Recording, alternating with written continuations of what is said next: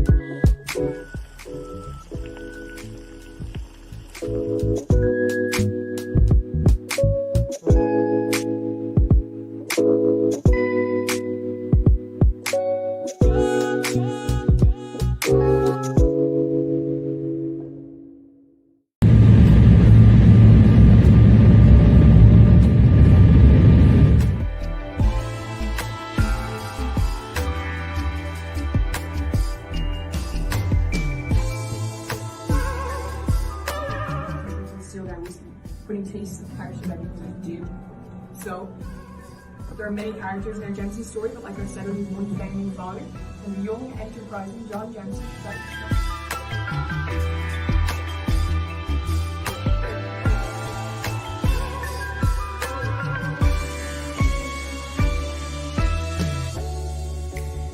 Margaret, look like you know what you're doing as well.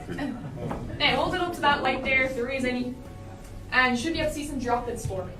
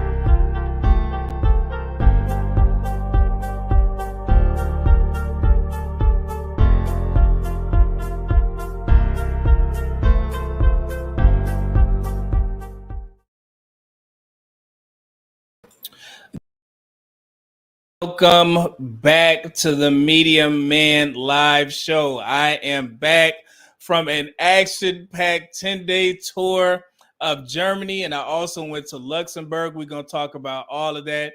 If you guys are familiar with my previous content on travel, Germany is one of my top 3 countries to visit. So every time I can go to Germany, I always enjoy myself, and I love sharing these stories about the great country of Germany and all the cities that I went to. I'm excited to be back, man. It was a long trip, but it was definitely worth it, especially to get this feedback to you all. I know a lot of you are interested in, in Germany because it's one of the few countries that we talk about in these spaces. We tend to talk about, like Dominican Republic, Colombia, Brazil, Thailand, so on and so forth. However, I wanted to do this specifically for Europe because I frequently travel to Europe, and I have a lot of medical conferences out there, and I also have a lot of friends out there. So it makes it very easy for me to go to Europe as opposed to the other, South American countries and things of that nature, right? So this was an amazing trip. I'm going to run it down for you all, but first, before we get started, go ahead and head on over to the Media Man YouTube channel and subscribe to the Media Man channel. We are close to 10,000 subscribers. I mean, we are less than 150 subscribers away from 10,000. That is going to be a huge milestone for me. Like I said, starting this channel was one of my New Year's resolutions last year, and getting to 10,000 before the summer is definitely one of my goals. So you guys can definitely help me out by liking, sharing, subscribing to the channel so we can get that content out there. There's good content out there so we can get the platform to 10,000. And once we do that, I will definitely make sure that I do one of my patented giveaways. I've been doing that with the the travel pictures. So now we're gonna do a 10,000 giveaway once we hit that 10,000 mark. So I appreciate y'all support again, rocking with me over this hectic 10 days. I know I haven't been posting a lot, but I promise you I will definitely make up for it. And this live stream is definitely going to be worth your while, right? So before we get started, let me get to some of these comments real quick. It was a lot going on over these past 10 days. Like I said, I'm a little bit outside of what's all going on. I'm not even, too concerned or whatever. Anything that I had to say, I already said it. May touch on it a little bit here and there, but other than that, I'm not in those spaces. So, I don't have beef with people that I can't physically touch. So, so YouTube, it was just hilarious to me. But anyway, before, let's see what we got here. Oh man, we got the man Jay Fleming in the building. He says, looking forward to hearing about your trip. Absolutely, good brother, and welcome back. Thank you for tuning in. Know it's been a long time, bro, but yeah, it was definitely worth it. When I travel, I like to enjoy myself. I planned for it, in advance. And so it was definitely a great trip, and I can't wait to share it with you all. Oh, man, we got Lando Calrissian in the building. He says, salute, brother. Appreciate y'all tuning in. Thank you, good brother. Pooh Man in the building, dropping that question. I got you this live stream, bro. Thank you for answering my request on answering those questions or sending those questions about Germany. I want to answer them as much as possible, especially for the people who commented under that post, right? So if you have any questions about Germany, please feel free to super chat. It definitely helps out the platform, or Cash App if need be. If your question is valuable and you want me to see it, please go ahead and drop that Cash App or super chat, and I got you. But I got you, Pooh Man. You good. Appreciate it. Corey Joe, what's good? Well, he said everybody's still that Father's Day. Explain that a little bit. Good to see you here, good brother. Smoke and Talk, what's good from my man Theo Coop? Man, I'm glad to see y'all rocking with me, man. I checked out some of your content. I enjoy it, thoroughly enjoy it. I just want to thank Theo Coop for putting me on to you guys. I are definitely already subscribed, so appreciate it. Good evening, y'all. Baltimore in the building, absolutely. Love Be More. Shout out to Smoke and Talk. If you guys haven't subscribed to Smoke and Talk's page, please go ahead and do so.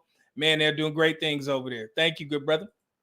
Pool Man, I can understand German, but can't speak it well. Oh, you're good to go. You definitely would have been helpful on my whiskey trip. However, I had a way to get around that. If you guys didn't look at my page, I posted a 10-minute breakdown or recap of the whiskey distillery that I visited while I was in Germany. As you guys know, I am a whiskey guy. The video that I played before the show started, you guys seen me at the Jameson distillery in Ireland. I literally traveled to Ireland just to go to the Jameson distillery and get certified as an official whiskey taster, right? So whiskey is something that I'm definitely interested in. So it was a pleasure for me to find Germany's best whiskey distillery. German, they tend to specialize in beer, right? But this whiskey distillery is fairly new. It was built, I believe, in 2012. But they have so many lines of whiskey. I mean, it was amazing. Over, I would say, 10 lines or 10 different brands of whiskey. We had a great time. It was 90 minutes. It was actually all in German. However, I did have my homeboy there. He understands a little bit of it, and I did have Google Translate, right? And I'm going to show you guys how I use that as well. So sometimes when you go to these overseas countries, it's best to ingratiate yourself into the culture, right? Instead of going to places that cater to Americans, right? It will behoove you to go to particular places where they only speak German, right? And they were very respectful. They were very polite. It's like, hey, if you guys don't understand something, just let us know, But I was like, nah, go ahead and do what you need to do because, we were figuring it out as we go. So, yeah, it was definitely a great experience. And, yeah, so Pooh Man, shouts out to you. And that's definitely something I'm going to look into. But it's tough with me because I travel to so many different countries that to find one, language, it would, I would have to learn like 10. So, that maybe, that's some New Year's resolutions that I need to write down. Right. So, yes. So, yeah, appreciate that, Pooh Man. That was a great question. You good, bro. Let's see here. Vince Lindsay, yo, I dropped a comment on your Manosphere video. Hope you get the chance to check it out. Oh, okay, cool. I'll check it out, Vince Lindsay. I appreciate you tuning in, bro. Let's see here. We got Scott Haywood. He said, I was in Austria a couple weeks ago. Oh, man, I still haven't visited Austria. I need to get out there. Let us know how it was. See here, Vince, you can apply to be in the manosphere if you like. Oh, okay, cool. Black manosphere. All right, well, I'll check it out. And then Corey Joe, I meant to say everyone is still at Bible study. Oh, okay. This dude. All right. But yeah, man. But before we get started, I'm gonna, and I told the guy who commented this, I was gonna break the show protocol, and I wanted to answer this question before we get started, right? And this was an amazing question by, let me show you guys what I'm talking about here. And it's in regards to Germany. So what I was going to do, I was going to wait until I get all these other talking points and all these other videos that I wanted to address. But this was so important that I decided to bump this up and talk about it right now before we get to the other questions, right? So yeah, and like I said, you guys make sure you get those comments up, super chats, cash apps will be greatly appreciated. So here we go. Let me show you the comment. So Ipsilon 514, he asked, people here in America aren't ashamed of their history and past against other racial groups. Are people in Germany ashamed of what happened in 1945 with the Nazis and Mr. Mustache, right? If you guys don't know, he's talking about Adolf Hitler, and you guys know about the Holocaust and things of that nature, right? So this is a great question. And anytime that I get a chance to bring up the late, great Patrice O'Neal, it's always an honor and a pleasure to me, right? And so even though Patrice O'Neal, he wasn't the most intelligent guy, but the way he explained certain things, it definitely resonated with me, and it resonated with a lot of people. So I want to go to Patrice O'Neal, and then I'll touch on the fact how Germans feel about, the Holocaust and also Adolf Hitler, right?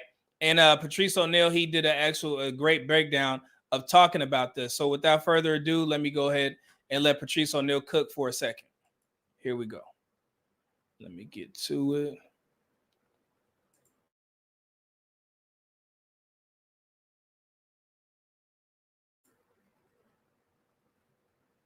Do you hate white people? That's. I mean, yes. My instinct is to say yes, but I don't hate because I don't hate white person. I don't hate white person. White person. Right. White person. Singular. Right. Here's what white is to us: the decency that nature has given the Jews in their plight. The decency is to have a villain. Then it's the Holocaust. Hitler. He was a bad one. Hitler and his crew were it was after the war, it was against the law. You can't even have the mustache no more. Yeah. You can't even rock that. Yeah. You rock that. That's not a law, but it's an understanding. You just don't rock it. Sure. That nigga is the devil. Yeah. Okay. Right. That mustache is the devil. Right. Hitler, then the devil. Right. So what that enables you to do is move on. Mm-hmm. Enables you to move on. Okay. Meaning, I don't have to hate every German. I don't have to be bogged down. After the Holocaust, being a fucking Nazi was criminal. To this day, if they find out you used to be a Nazi, you get fucked over. You can't even apologize. Yeah.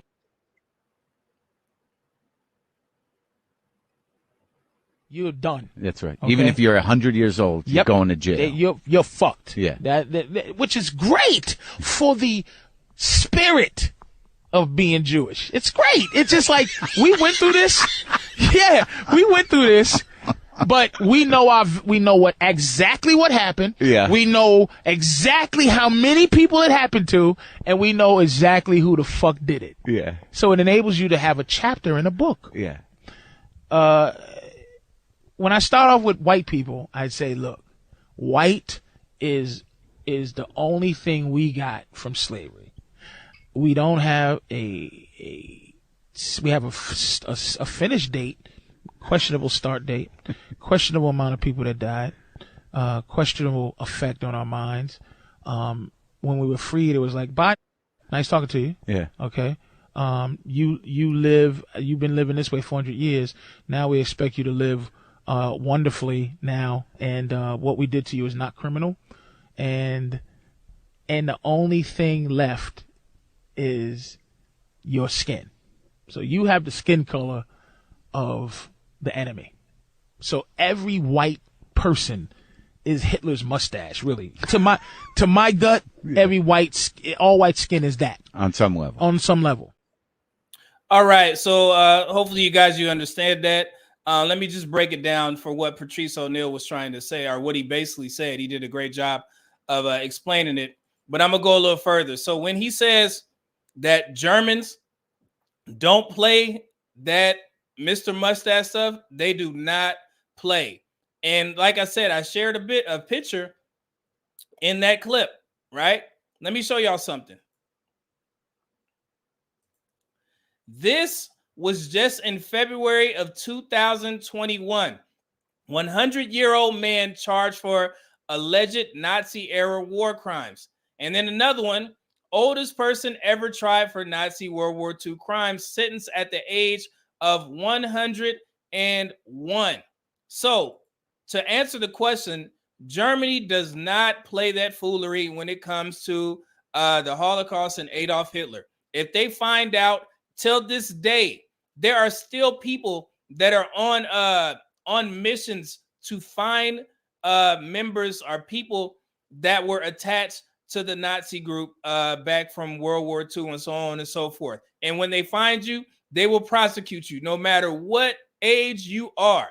And so when Patrice O'Neal said, white people are like Hitler's mustache to black people, it's just that reminder, right?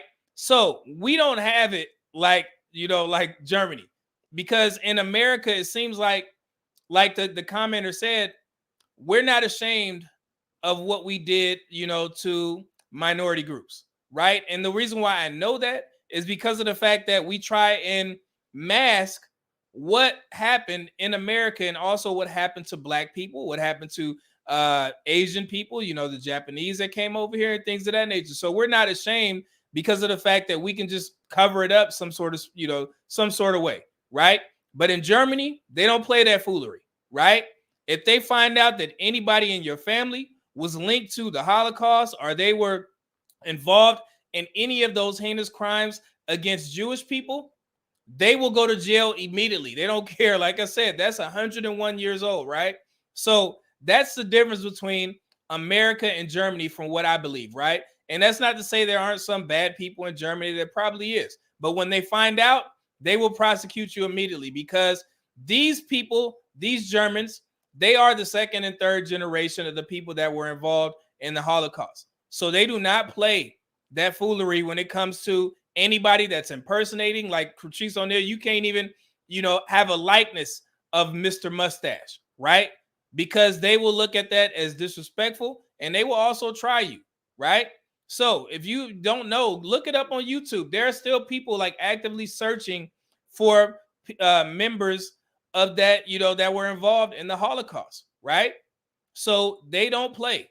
You may, you may see maybe some racist people over there, but it's very covert. If they find out that you have anything to do with that group, with the in group, and they will try you, right? So hopefully that answers the question. Germans do not play that Hitler stuff, right? And I just wish America was like that. But like Patrice O'Neal said, the only thing that black people in particular were left with was white skin, right? So he's not saying that he's racist, or he's not saying that he doesn't like all white people, right? He just said that it's a active and daily reminder of what happened to us. But with Germans, they have a chapter, right? And if anything happens beyond that chapter that was closed, then they will prosecute you and they will send your ass to jail. They don't play, right? So that's one thing that I wish America would do. Not saying that, it just needs to be some sort of bookmark to where black people can look, be like, okay, they righted their wrongs. But until this day, that has yet to happen, right? And I see a lot of conversations in regards to reparations and people asking, well, how is that going to roll out? My answer is this: figure it out, because you guys need to right that wrong. Because black people, and I'm black, so I'm speaking in particular to black people, we were done wrong, right? We all know how slavery played. We know how Jim Crow. We know how when we were, the segregation and all these things. We know this stuff happened, right?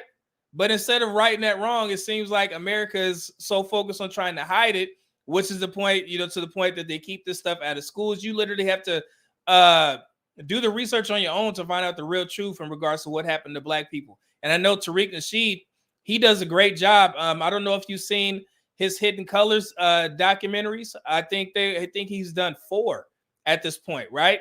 If you guys haven't seen those, you need to go ahead and check those out. And there's also a bunch of books that I could recommend that you guys do your research on in regards to slavery, Jim Crow, and segregation laws, right?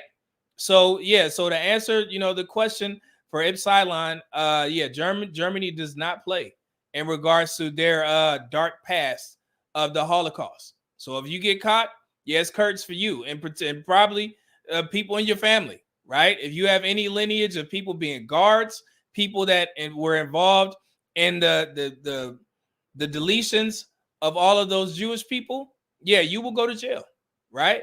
So that's basically it. Patrice O'Neal, he explained it very well, right, in regards to how they don't play that foolery over there. And I just wish America would adopt some of these sentiments and also right those wrongs for Black people, right? I mean, it's only fair. And like I said, those dudes 101 and 100 years old. They don't care if you're on your deathbed. You will go to jail. It's that simple. So so I wanted to address that up front because it was definitely a great question. So thank you. Okay, so let's get to some of these comments real quick. Let's see. Vanessa, good to see you back here. Said, when I went to Cuba, they only speak Spanish. Thank God my sister was fluent in Spanish.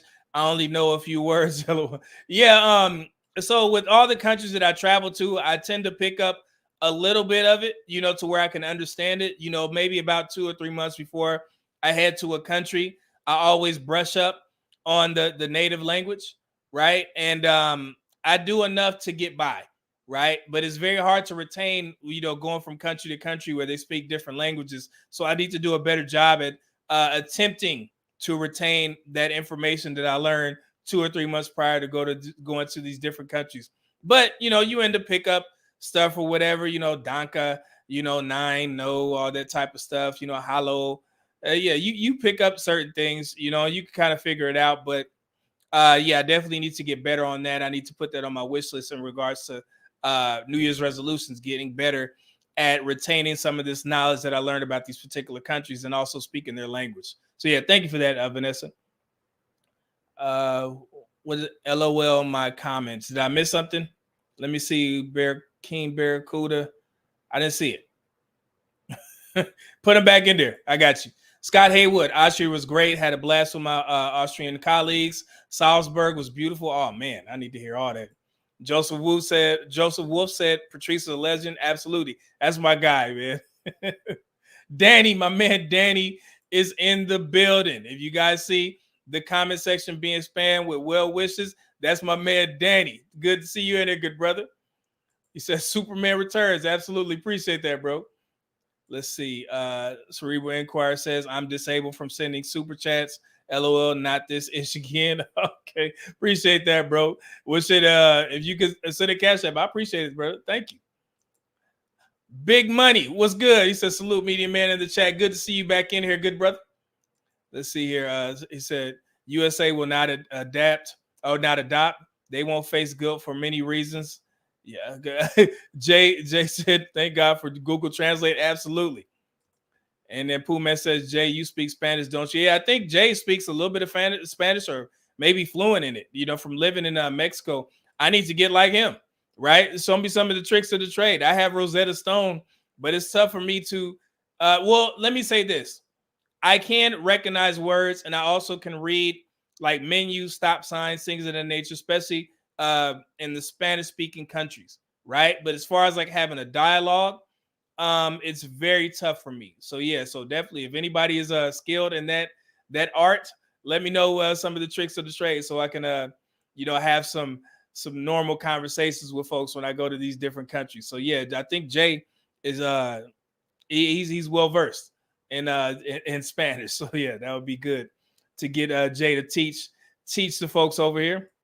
Okay, he said not much, still working on it, but you probably have more than the most of us. So yeah, shouts out to you, big brother.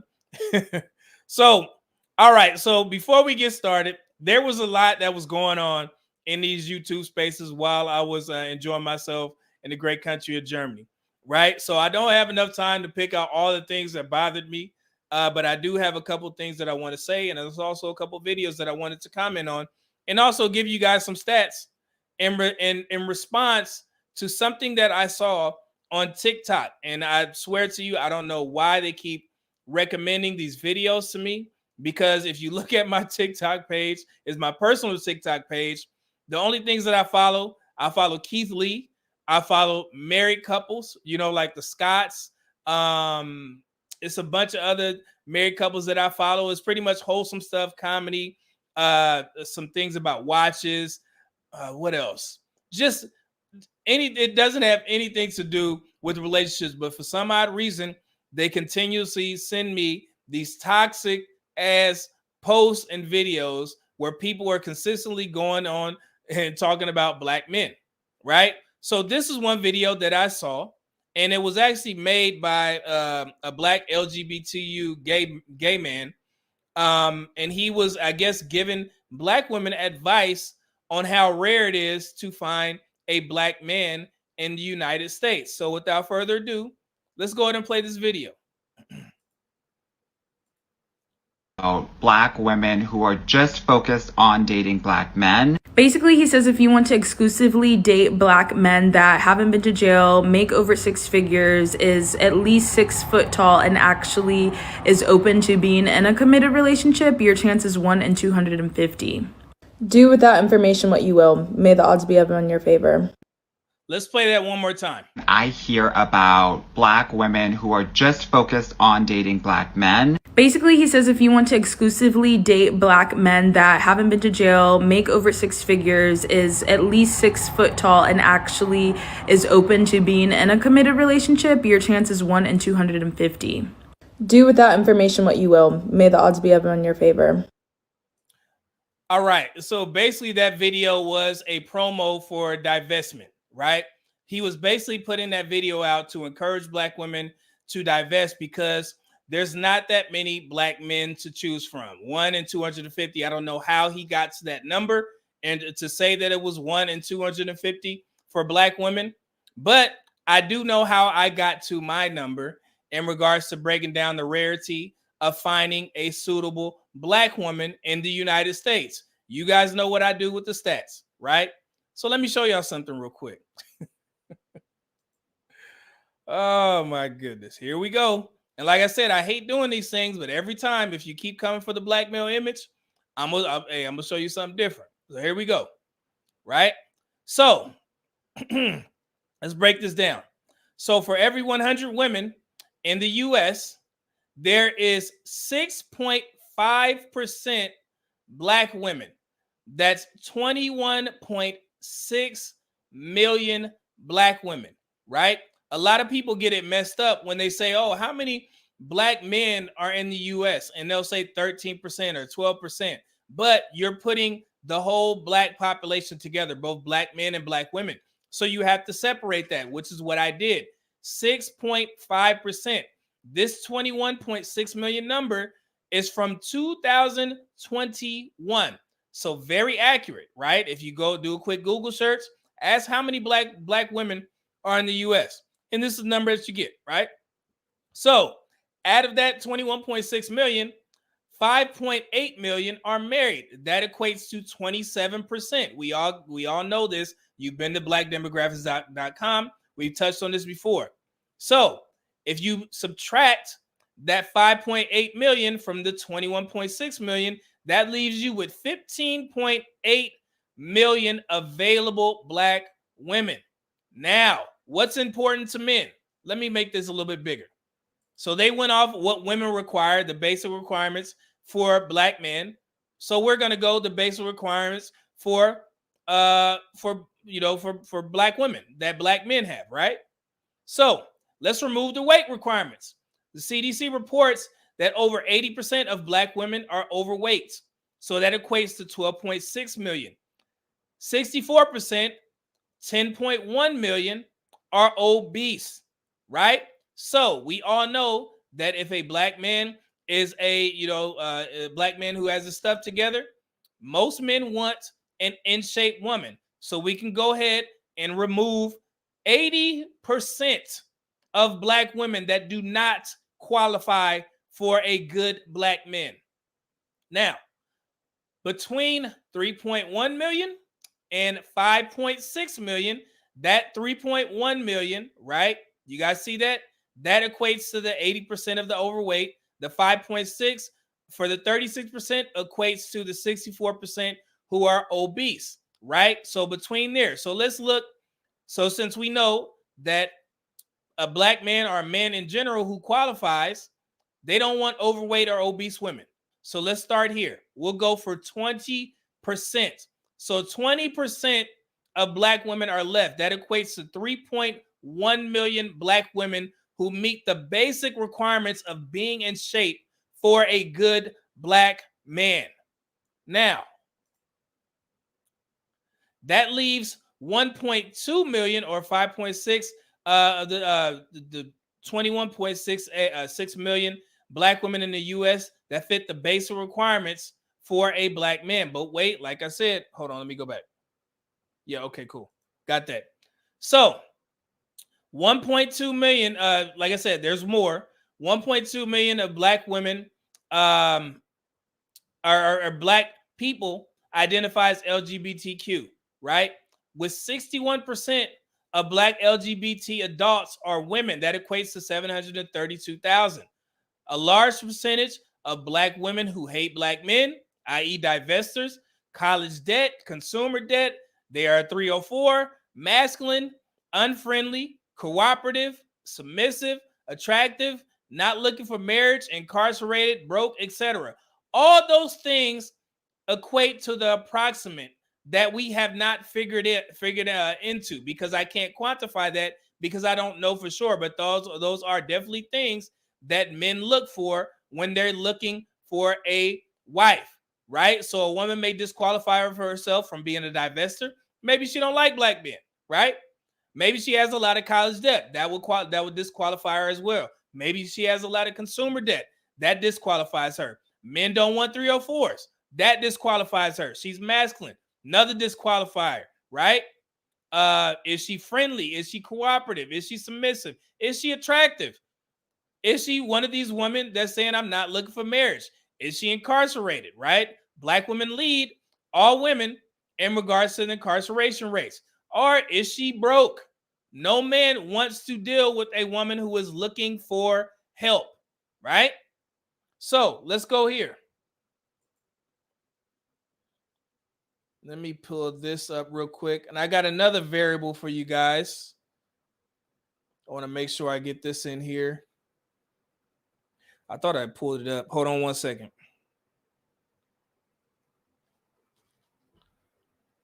Let me pull it up. I'm going to send this to my phone.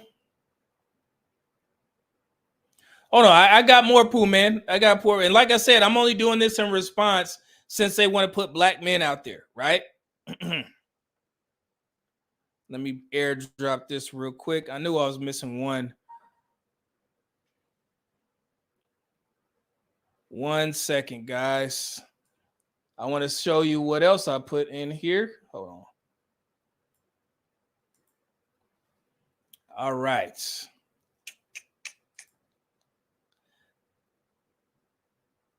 All right. So this is from the first to the second page, right? So if we start here, so like I said, if you remove the 80% of black women who are overweight, that's 12.6 million. So that leaves us between 3.1 million to 5.6 6 million black women that are available, that are eligible for the basic requirements of a man who has his stuff together. They want in shape women, right? Now, let's go here. So like I said, the 3.1 million black women who are not obese or overweight are left. And then let's remove the 61% of black women who have children. million, right? So you remove that, that leaves 1.2 million or 5.6 million of the 21.6 million black women in the US that fit the basic requirements for a black man, right? Now, let me go back.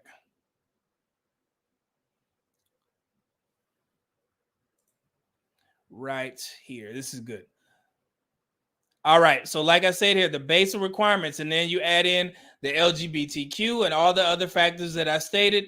So out of the 167.5 million women in the U.S. with approximately 1.2 million eligible black women, that leaves 0.73% possibility of finding a black woman who qualifies for the basic requirements for black men. And when I say basic requirements, I'm talking about this. You have approximately a 0.73 chance of finding a single, childless, not overweight or obese black woman in the United States of America. Good luck, and may the odds be in your favor. Now remember, like I stated before, she's it's 1 in 135. The large percentage of black women who hate black men, that's the divestors. If they have college debt, consumer debt, are they 304, masculine? Are they friendly, cooperative, submissive, attractive, not looking for marriage, etc., etc., etc. Those things I didn't even factor in. So if you take the 0.73% and you add these variables in, then that bumps that percentage down lower than it actually is. So I'm just giving grace because I cannot quantify all those other things because I don't know those women, personally. So I can ask them, are they, submissive, friendly, all that stuff, right? So that's the breakdown. 0.73% chance of a black man who has it all together of finding a black woman that meets the basic requirements for black men, right? So what does that tell you? Passport bros are winning. That's simple. Or black men, expand your options. Date whoever you want to date. Date who makes you happy, and make sure that you choose wisely. That's all I'm gonna say, right? So if people want to put foolery on there about black men, hey, this is how rare it is to find a good black man, right? I just wanted to do this to show you all how rare it is to find a black woman that meets the basic requirements, the bare minimum. The first thing, men are visual, in shape. If 80% of black women are overweight and 80% of that number is obese, then you just knocked yourself right out of the marriage market. So you could take with this information, do with this information as you will. But like I said, it was necessary for me to put this out there because I only respond when people try and bash the black male ethnic image. I would not be doing this stuff if people would just shut their damn mouths about what black men are doing. If you don't like us, cool. Leave us out of your conversations. Go divest. Try your luck over there. But don't put out foolery and then think that somebody's not going to respond. So I just want you guys to remember that. 0.73% chance of finding a black woman in the United States that meets the basic requirements. And this is not to shame. It's just in response, right? We all on level playing field, right? So if they put that stuff out there, then it's only fair that you have a black man such as myself that puts information out there as well, and in response to what they were saying about black men. So we can both use this information for reference. But for me, I broke it down for you very easy so you can see it with your own eyes, right? So yeah, so let's stop that. So 0.73%. Let me get to some of these comments. Let's see. Let me go here. Mark Swift, what's good brother? He says, salute, media man. Thank you, good brother.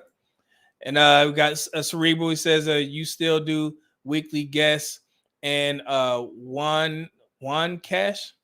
Let me know what that is. Weekly guests. I'm gonna try to, bro, if I can. Let's see. Scott Haywood, do you have winders on the?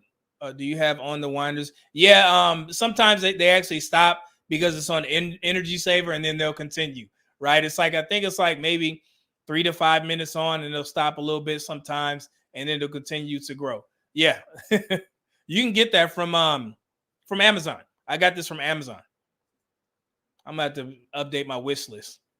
Let's see here. Poohman said that's not accurate. Yeah, like I said, I don't know how he got his information, but I just wanted to do that for you all. I actually got everything from the census and broke it down very easily. And all the other numbers, you guys can go on my page. If you're questioning, well, black women, what you mean black women have 61% have kids? Yes, black women, 61% of black women have kids. Go on my page. I've already broke this stuff down, right? So, Mark Swift, I encourage black women to divest from the chaos they created. They can go spread their toxic behavior elsewhere. And like I said, it's not many black men that are opposed to black women divesting, right? Well, I mean, how can we? What if they feel that black men are trash, right? Then what does that have to do with them divesting, right? It doesn't matter what we're doing because it only matters to the other men that you're trying to get, right? So if black women are all ready to go and they're marriage material, then obviously these other races of men would have seen that, right? But in present day, they haven't, right? As the tune of, let's just take white men, for example. It's only 4% of white men who marry black women, right? So that should tell black women something. You can go ahead and try to divest. So your issue is not with black men. It should be with white men, because you should be asking them, out of all the free promotion that black women who want to divest are giving white men, and white men still aren't responding, then you need to ask them what's up. Why are you guys not marrying all of us well-to-do, well-off black women, right? Only makes sense. So your problem, black men, we ain't even in the conversation anymore, right? It has nothing to do with us. If we're trash, we're just trash. That shouldn't affect black women divesting, right? Does that make sense? What does what we're doing have to do with black women divesting? Nothing. So it's not even our fight. That's a black women have a fight with the other races of men. So, I mean, it is what it is. Danny says we need to do polygyny to save the young black sisters, but not the old run-through one with a bunch of kids. This too. Daddy be on it. Oh, man, I appreciate that super chat, bro. Thank you, good brother. Salute from Cali, Colombia. Oh, man. Got to see them videos, bro. I heard great things about Cali, Colombia. I can't wait to see your breakdown, bro. I'm going to be first on the notifications list. Let's see here. Pooh, man. Man, that's mostly 85%. At least, yeah, it's crazy, man. Marcel, don't forget about the serial baby mamas. Hey, we put that in there, Damn, just to just come to Cali, Colombia. Very beautiful black women out there. Absolutely, man. I have a video that I got from TikTok actually, where somebody broke down where the majority of black people are actually living, and of course, Brazil tops the list, right? And then I believe it was America. And then you can go down the, outside of Africa, right? You can go down the list and they have a bunch of places that are listed where the most black people are, right? And the most black people are actually in Brazil. So let's see here. Jay Fleming said, I just stuck a dagger in the black American dating market with my last video. I'm going to definitely check that out, bro. Man, Mark Swift, thank you for the super sticker, $10 super sticker. Thank you, good brother. I appreciate it, man. Appreciate that, Vince. Thank you, brother. Mark Swift says, I will check it out. I'm absolutely going to check it out. Pooh Man said, I just saw your video on Facebook. Oh, yeah, man. I definitely got to check that out, good brother. Thank you for putting it out there. I know it's going to be fire, right? So hopefully that puts things into perspective for you all in regards to the rarity of finding a black woman in the U.S. that actually qualifies. So let's see here. Since we got that, how y'all doing this? This is good. What is it? Wednesday? My time is all off, man. I'm just now getting over my jet lag, so my timing and my days are off. Yeah, it's Wednesday. Yeah, I know it's Wednesday because of the fact that Tuesday the Lakers, man, we had a scare. I don't know if y'all watched that game against the Timberwolves last night, but man, oh my goodness, I was stressing out. Anthony Davis, that is the second time that guy has missed an assignment or created a foul on the last play of the game, mess up Dennis Schroeder's game winner, right, by fouling Mike Conley. So we had to go into overtime. I mean, that was a crazy game, but we got the W. So we will now be facing the Memphis Grizzlies. You know, if you guys will know, I'm a huge Lakers fan. So, so yeah, I was up late night fighting sleep, you know, so I could watch that game. So we got the win, so that's all that matters. Sheesh. But it was tough, though. Right. My goodness. So, all right. So you, like I said, man, there's always stuff that I want to address, but the more important things, and hopefully there's Black women in the comment section or who are viewing this live stream right now. And if you guys haven't liked the video, but I want Black women in particular to see this, because every time I post a video on my theory in regards to, I don't believe that 3 out of 4 Black women want to get married. You know, with all the rhetoric that goes on in these spaces about not settling, I'm enjoying my single life. And I put videos out there to inform Black women of this is what men are seeing, right? There's women out there saying that they serial date, they only date for pleasure. They're not looking for marriage. I don't want to marry anybody's dusty son, you know. So it seems like they're leaning into this hookup culture. And with every video that I put out to try and inform Black women, I always get pushback. And they're like, no, I don't believe that's true. But I want to hear your thoughts about this. Let me show y'all this video real quick. Y'all look. This article is available on yahoo.com, and basically what the article states is that Black women, because make no mistake, Black women are the ones who have college degrees in the community, that Black women are finally embracing their singleness and realizing and accepting that they might be single forever. In this article, the author makes it a point to state that Black women are choosing to be single. We are single by choice. The author... So real quick, so she's proud of this author that wrote that Black women are embracing singleness and are leaning into being single by choice. She's proud of that, right? This is counterintuitive to what a lot of Black women tell me. They say, no, Black women don't believe that, but they have articles out there that are stating that Black women are single by choice and they're happy with being single and not married, which basically proves my point of saying that, you know, when people say only 1 in 4 Black women will ever get married, I always reverse that. And I say, well, 3 I believe that 3 out of 4 Black women don't want to get married. So that 1 out of 4 is actually, you know, high, right? So if 3 out of 4 Black women don't want to get married, and you have rhetoric like this where not only are Black women saying this, but there are authors out there that put this on Yahoo that said that Black women are happy to be single. And then you have a Black woman on here, and all in her comment section, there was nothing but Black women saying, yeah, this is true. I love that for us, right? So every time you see an article like this, don't question me. Don't get mad at me. Just listen to what your sisters are saying, right? Has nothing to do with me. I'm just telling you guys, this is what the narrative is. So if you get a lot of men that you guys are trying to date and they're not taking you serious, is because of the fact that you guys are running around here happy about the fact that people are saying that Black women are going to be single. And that's crazy to me. But hey, if that's the way that, you know, the majority of Black women want to go, that's not my fight. I can't convince these women to say that, hey, you want to get married, and why would I? I don't have the time nor patience to do that. All right? So yeah, so let's continue this video. Also mentions that being a single woman is more financially difficult, but single women are the largest group of homeowners in the United States, so I wouldn't really pay too much attention to that. And look, ladies. So real quick, she just sped across the fact that the college debt and women have the most debt and things of that nature by saying we own the most homes. That's actually not true.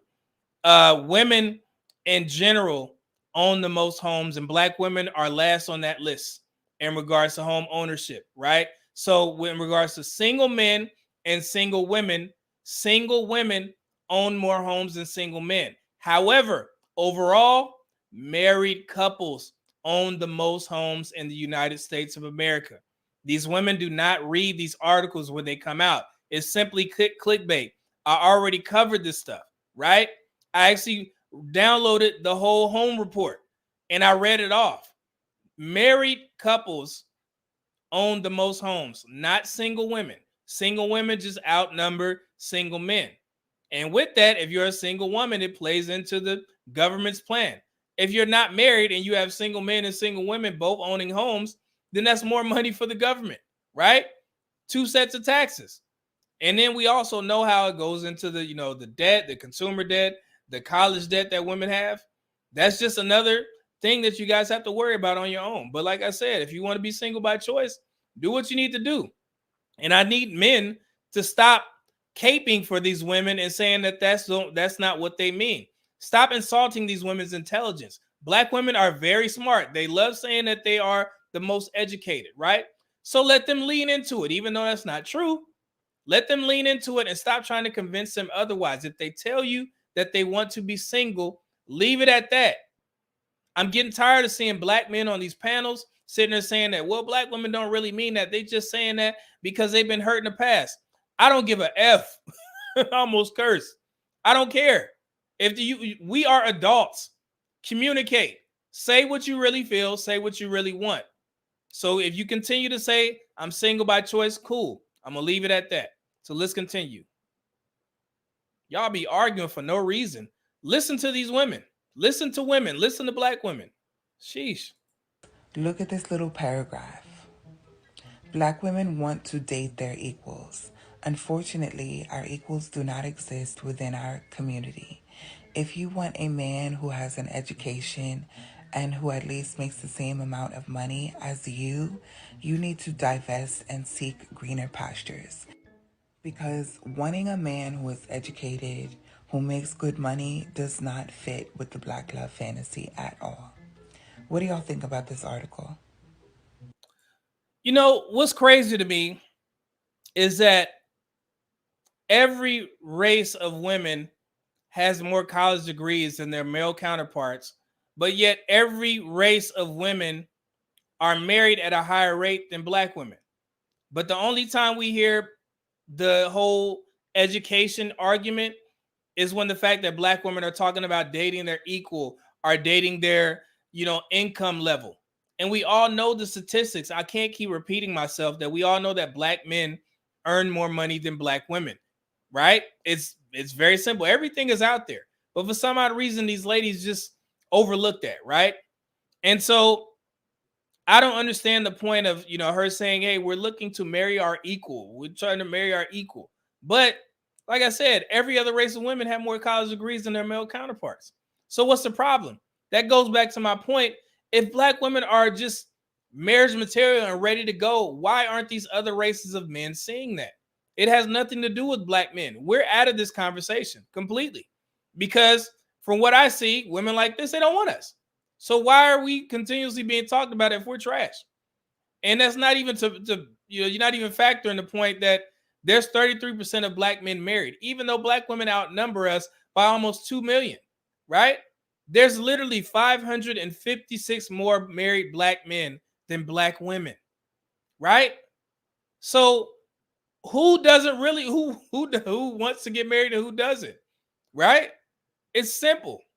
And I just don't understand videos like this and how she just sit there and lean into being single for the rest of your life. I mean, I'm not trying to convince you. I'm just trying to let you guys know. So if there's any good black women out there that are having trouble in the dating market or having trouble with men not committing, it's probably because of the rhetoric that's being spread on social media from your sisters, right? So if you guys have a problem with that, I suggest you talk to them. Once you get active and go in their comments and tell them, hey, that's not true. You guys are crazy. But me to asking y'all to do that, it seems like I'm pulling teeth because they won't listen to us. They don't like us. So if you guys have a problem with it, the quote unquote good black women who are trying to get married, go to their spaces and tell them, stop spreading this harmful rhetoric because you're messing it up for all black women. Nobody's taking us serious because of y'all. That's what you should say, right? Instead of waiting for, this message to continue to spread and it gets to the younger women. And now they have to deal with the ramifications of this toxic femininity that's going out there. If you say that black women are happy of being single, who's going to take you serious on the dating market, right? They're going to look at you as comfort girls. They're going to look at you as fun girls, right? If that's what you want, cool. Dudes will gladly use you for that, right? That little chick, Asian doll or whatever her name is, she just put out there, I posted on my community tab, that she just want dudes to hang out with and have sex with. All right. If we don't have to be in a relationship and all you want to do is hang out and have sex, okay, cool. I don't have to marry you. I don't have to commit to you. What man is going to turn that down? That's not our fight. That's with women. That's with our women in our community. Hey, if this bothers you, then do something about it. Speak up, right? Well, let's get to some of these comments real quick. And again, man, appreciate the super chats and the super stickers, man. I know I've been going for a while, but I definitely appreciate that support. It takes a lot to put these shows together. Like I said, I don't want to downplay my job outside of YouTube, but this takes a lot of my time as well. So I definitely appreciate the support. Thank you. Let's see here. Cerebral said, Cash App done. I appreciate that, good brother. I need to have a better way to checking that. I'll definitely make it a point to check it throughout the stream, bro. Thank you. Jay says, thank you, brother. Yeah, man, I'm going to check that out, Jay. I got you.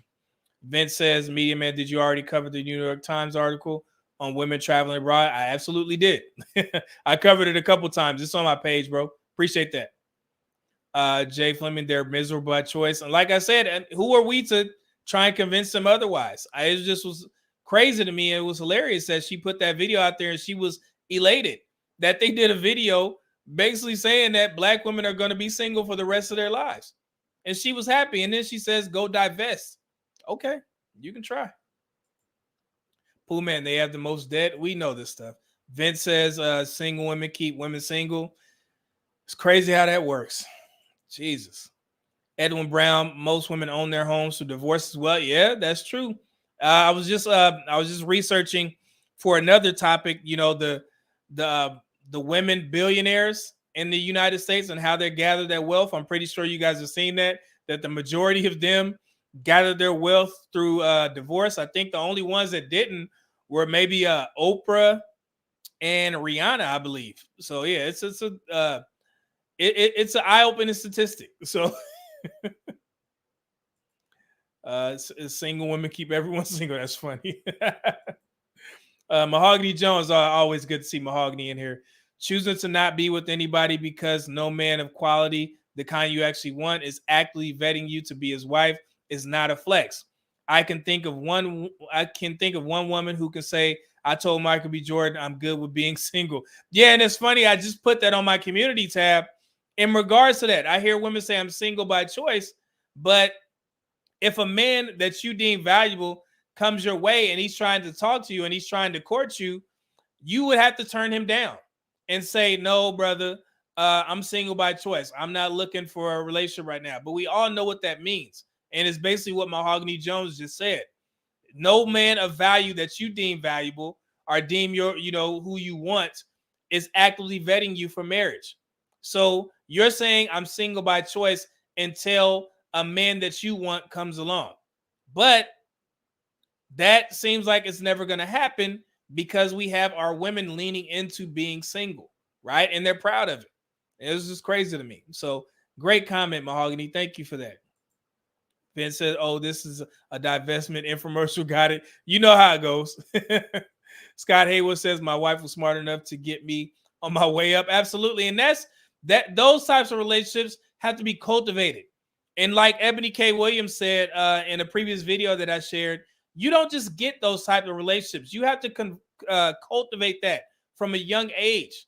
When both of you guys were broke, both of you guys were in college, right? That's when you get those types of relationships, that longevity. You know each other for a long time. You trust each other. You have to build that. You don't just get that in your older years, particularly women, right?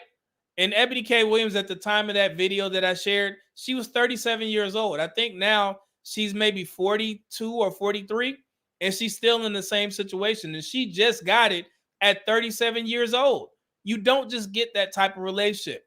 And that goes to the point of the whole prenup conversation. When you wait longer to get married and men become successful in their later years, yes, you can expect to sign a prenup because you did not help that man build his empire. No, not at all, right? So expect that. Don't sit there and think that, no, you will just waltz into a successful man's life and you're going to get access to all of his resources and income. No, be happy with the love that you found, sign that damn prenup, get married, and have somebody to change your diapers when you get older. But in regards to you sitting there saying that you're going to come in and say, and not sign a prenup because you didn't cultivate that relationship. You met this guy when he was already established, right? And that's just my opinion. I'm not saying that's for everybody, but I would advise it, if you're a man who's already situated, yeah, make sure you get that prenup going on. Let's see here. Vanessa got her. Okay. Vanessa says, I am on a Haitian woman group and someone posted, why are you not in a relationship? And most of the women prefer being single based on their comments. Like I said, I'm not going to argue with you. I don't have the capacity and the time to do so. And I just wish that more black men would adopt that same thinking process, that same thought process, because I see too many men pushing back when women say, I want to be single. I'm single by choice. You want a man. You want to be married. Like, don't tell her that. Let her go out there and figure it out on the dating market and see what men use you for, right? See what happens. Men don't. Hey, you come to my page, I'm not going to tell men to convince you otherwise. If all you're going to do is hang out and chill and Netflix and have sex and, and go on a date or two here and there, we can do that for as long as you want. And when he gets tired of you, I advise him to go find his wife, right? He going to use you until you can't be used no more. And that's what's going to happen. That is your fate because you said that you are single by choice and you don't want to get married. And you know what? The dating market loves women like you. Love them because we can waste your time and you will have no issue with it. So we need more women who say, I'm single by choice, right? It relieves a lot of stress from a lot of guys. You know what I'm saying? Get his nut off and he go find another woman. It is what it is. And I hate to be crass, but I have to explain it best possible so women can understand what you will be used for on the dating market. You will be a comfort girl. That's simple. And I hope that stings. I really do. Pooh man. I think Madam CJ Walker is the only one that came to mind. Yeah, I think, I know she's passed, but I'm talking about of living. Yeah, I think it was those women. And like I said, I didn't have the article. I just skimmed through it, but I definitely share it and break it down for you all. F. Tanner, have you been to Cologne, Germany? I have. I absolutely have. We're going to talk about it. Jay says, exactly. I don't argue. I recruit. Yeah, like I said, I mean, that works to the man's benefit to have more women who are not trying to get married. My only advice to men is to protect yourself and make sure you don't have babies with these women, right? And that's that's the only advice that I have. But they are fun girls. They are comfort girls. So use them as such. Don't convince them otherwise. And they shouldn't be expecting anything else. Vanessa says, they said single by choice. Are they waiting for God to send them a man when no man they want is shaking for them? Absolutely. And you and Mahogany are absolutely on the same page. Appreciate that. Vanessa said, what's my cash app? Oh, I got you. Thank you. Let me see here. I thought I pinned it. I think you're on Facebook. Oh, okay. Yeah, that Facebook, it's just tough to pin that stuff. And yeah, there's a lot of foolery going on over there. Thank you, Vanessa. Appreciate that. All right. So I'm almost done, you guys. I just have to clear this stuff up for the first hour. Some topics that I want to discuss, and then we're going to get into this Germany discussion and a recap of my trip. So I did post on my community page that whole NLE Chopper, let me get that right, situation where black women were mad that he had two black women, two rappers. I think one is Sukihana, and the other one was Sexy Red. She is actually featured on the remix of his song, Slut Me Out. I'm not gonna lie, I listen to a myriad of music, different genres, different types of music. The song is actually good for what it's worth, right? It's a raunchy song. We're not too prudish to know that people have made raunchy songs that we enjoyed and loved. My Neck, My Back, all that stuff. I know Ghostface Killer did a raunchy song back in the day. I'm older. I'm 43 years old. I remember 2 Live Crew, right? I was young and I used to sneak and watch those damn videos, Move Something, with the ladies, in bikinis, and they, popping that thing. And I was a young buckaroo, had to sneak and watch some damn 2 Live Crew videos. So we are not opposed to listening to raunchy music. And the song that he made, it was actually good for what he was trying to do. However, he had those 2 women on all fours and he was holding the back of their hair, like basically mimicking a leash and walking dogs, right? Black women on Twitter was pissed off at him because they were saying, how dare you put those women on all fours like they were dogs? What's wrong with you? You're a misogynist, right? But he had an interview on the Breakfast Club today. Was that today? Yeah, it was today, right? And he actually explained the situation and how that came about. Let's see what he had to say. Fair use, fair use. Why would you want to walk this lady? No. What happened, Charlamagne? I promise this will happen, right? So, Sexy Red, the artist, she got down and she was actually doing something else. She was like on her knees, kind of like performing to the camera, like sitting up in the grass. And in the process, she got down and she was like, yeah, grab my hair. And when I grabbed her hair, it just kind of went from there. So it wasn't like, yo, get down, I'm finna walk you like a dog for the video. And I feel like with me having fun, 20-year-old male, young, and just having fun with the girls that wanted me to do it, I feel like, yo, what is it really? What is the conversation really about? You said they asked you. Yeah. But, in the process as well, I had to look at the other side. I'm like, yo, I'm gonna take accountability. I just feel like people expected more out of me because, at the end of the day, what I practice and what I preach, it just didn't look the same of what I was doing that day. And that's understandable. All right. So basically what you guys heard is that the women actually told him to do that. It was not his idea. That young man is only 20 years old. I believe one of those women, I think Sukihana, is in her 30s or something like that, or late 20s or something like that. They're both older than him. That's all I know, right? So it was not his idea to put them on all fours, and hold the back of their hair like he was walking 2 dogs. It was actually their idea. And you know what happened? People still didn't accept that. This is what they said. He should have declined, even though they wanted it. Society would have made it his fault regardless. You live and learn.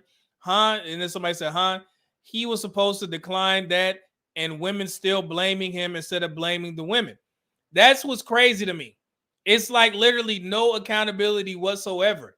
Like every time something like this comes up, the truth comes out, we have to have this issue of, well, why didn't he say no? Why he didn't tell those women that, no, I don't want to hold the back of your hair like dogs? Where's the accountability for those women?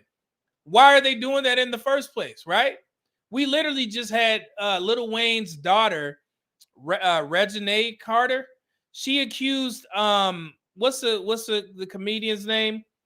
Ricky Smiley, of putting false narratives about her being beat by her boyfriend.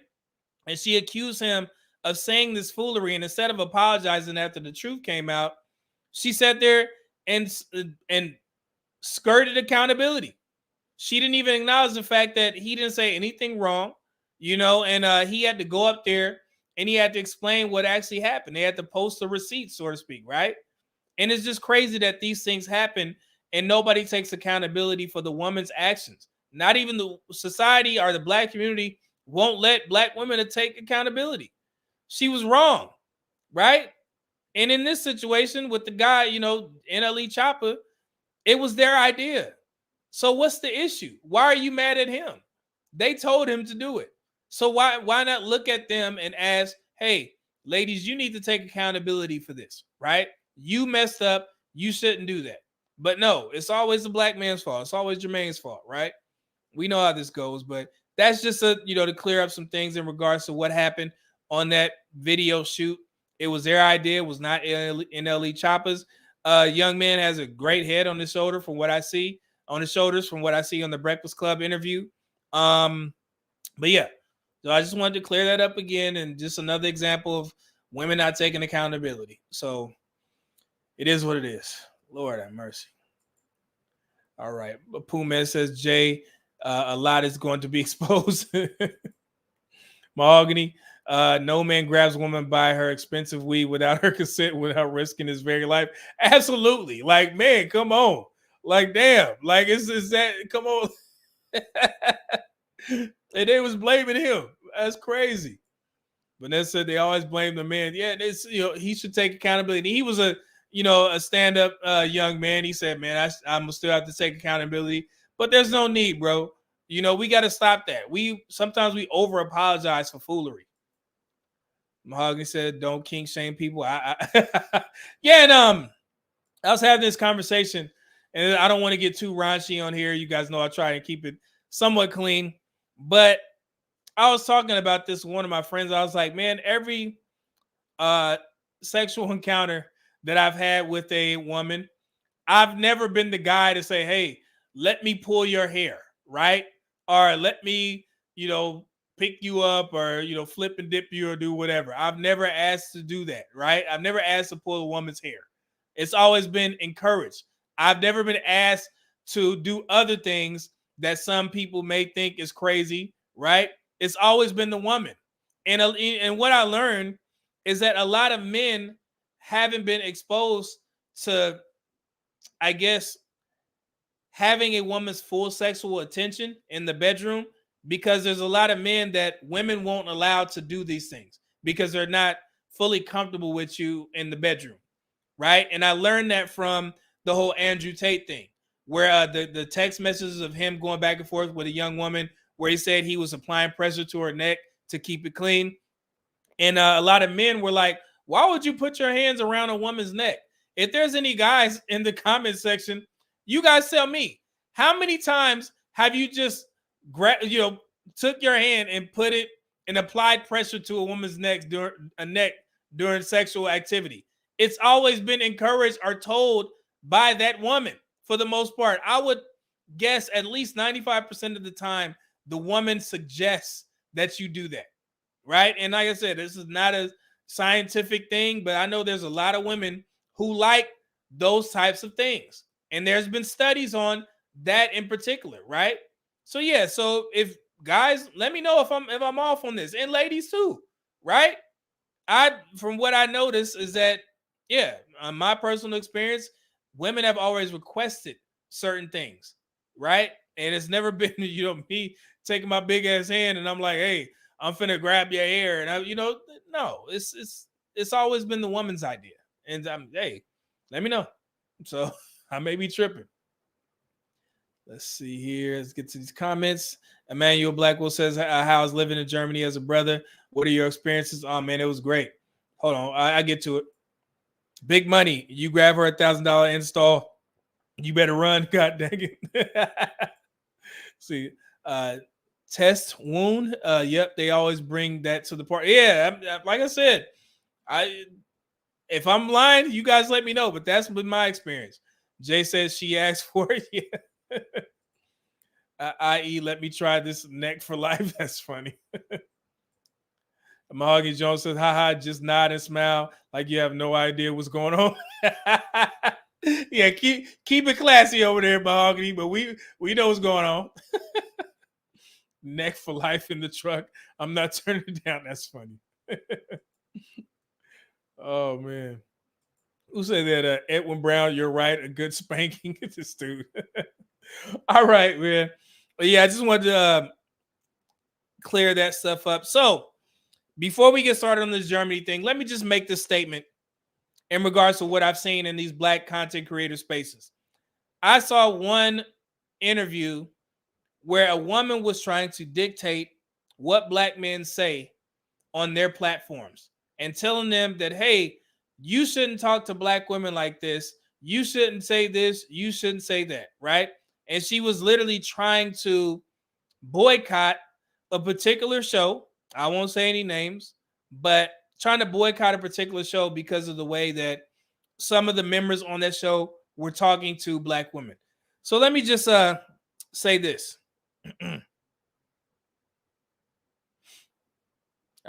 Man, I gotta say it.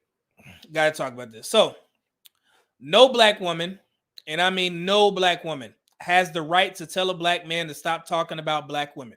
None. You don't have that power.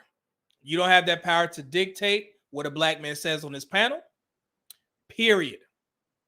If you have a problem with a black man and what he's talking about, don't watch him. Block him and find another man who supports whatever narrative that you support. But what you're not going to do is tell a black man that he's wrong for disrespecting black women and dissecting black women in regards to relationships or anything else that has to do with black women, because you all had 40 to 50 years of spreading false narratives about black men. And what has that gotten you? The least married, the most divorced, and a contingent of your men going overseas to find more suitable women. Black women wasted 40 years of spreading false narratives about black men when they should have used that time to cultivate better relationships with the white men that you want to divest to. You didn't improve for black men. You didn't improve for white men. But what you did do is essentially wipe out the equivalency of half of the black population by aborting 20 million black children since the Roe versus Wade and the Supreme Court legalization in 1973.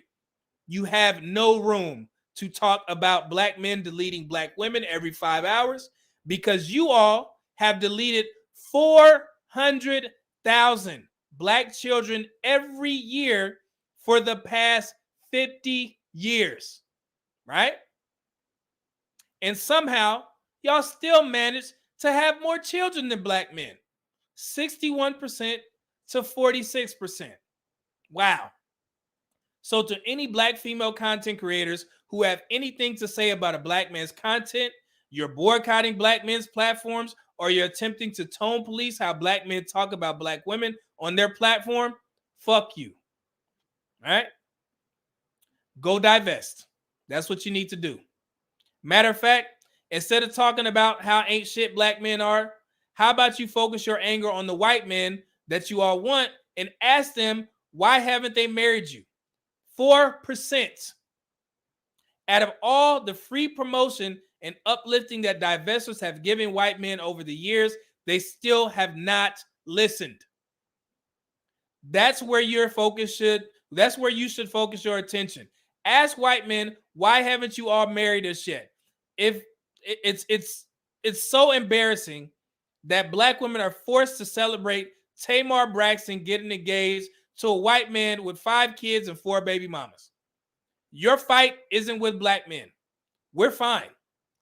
There's less of us, and there's 556,000 more married black men than married black women. So what's the problem? Black men being ain't shit doesn't have to do anything with how good black women are. So ask white men why they don't see you as marriage material. From this point on, I want black men to remove themselves from black women's divestment business and let them find out the hard way and face a reality that white men will never marry black women en masse. Never. It's not our business, and it's not our fault that black women can't get married to white men.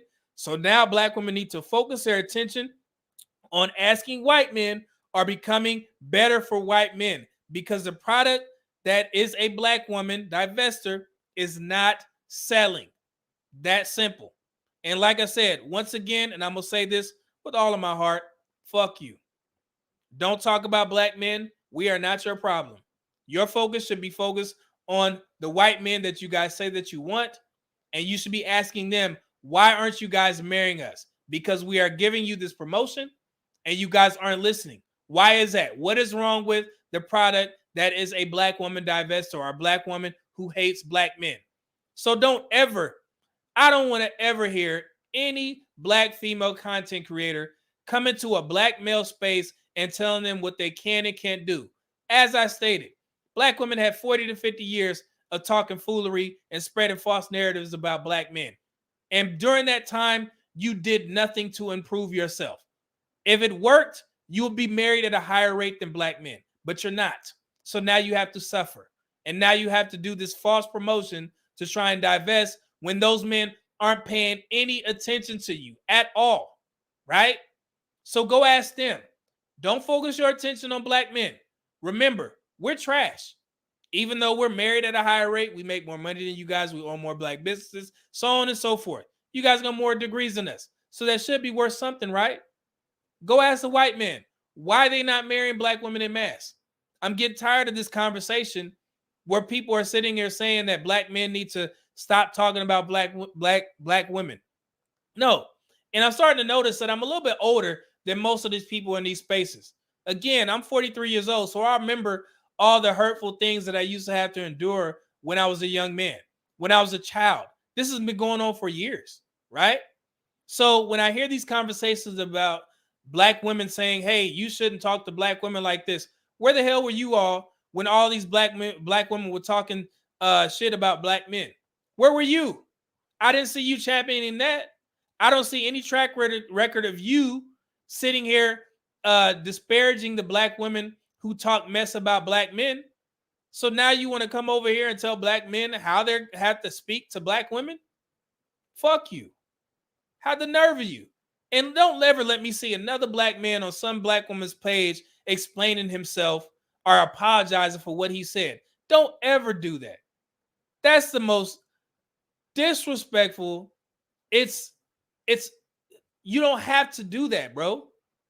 And like I said, I'm not naming any names, but I was just appalled that we had black men going over there to their spaces and trying to explain themselves. You don't have to explain shit.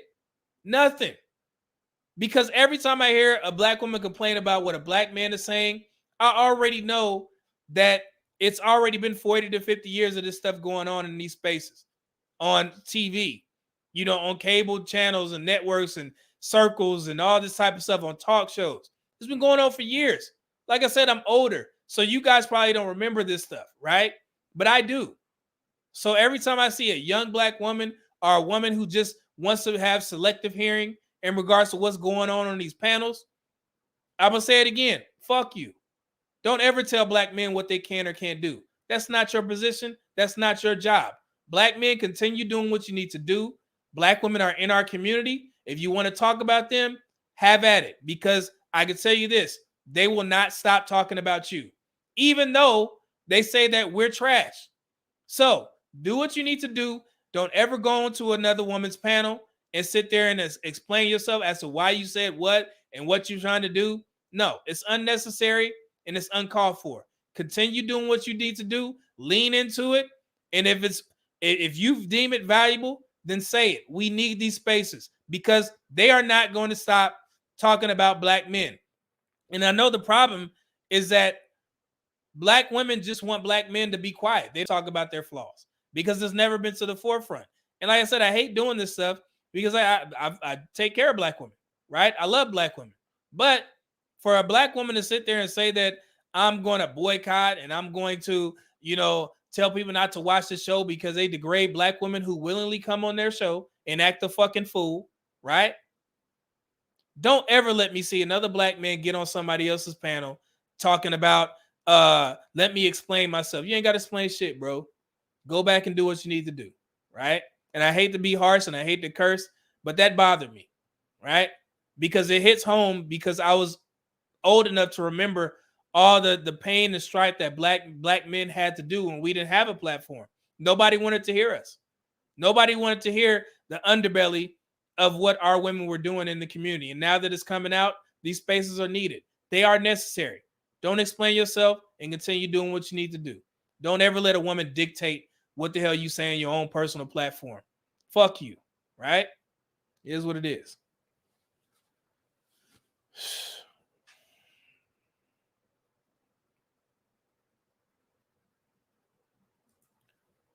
Let's see here.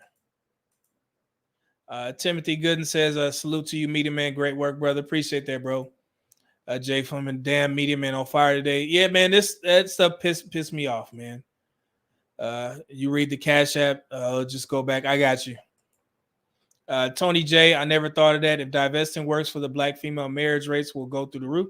Yeah, and like I said, they've been trying to divest. And one of the common pushbacks that I hear, black women are too loyal to black men. What are you talking about? The Loving versus Virginia.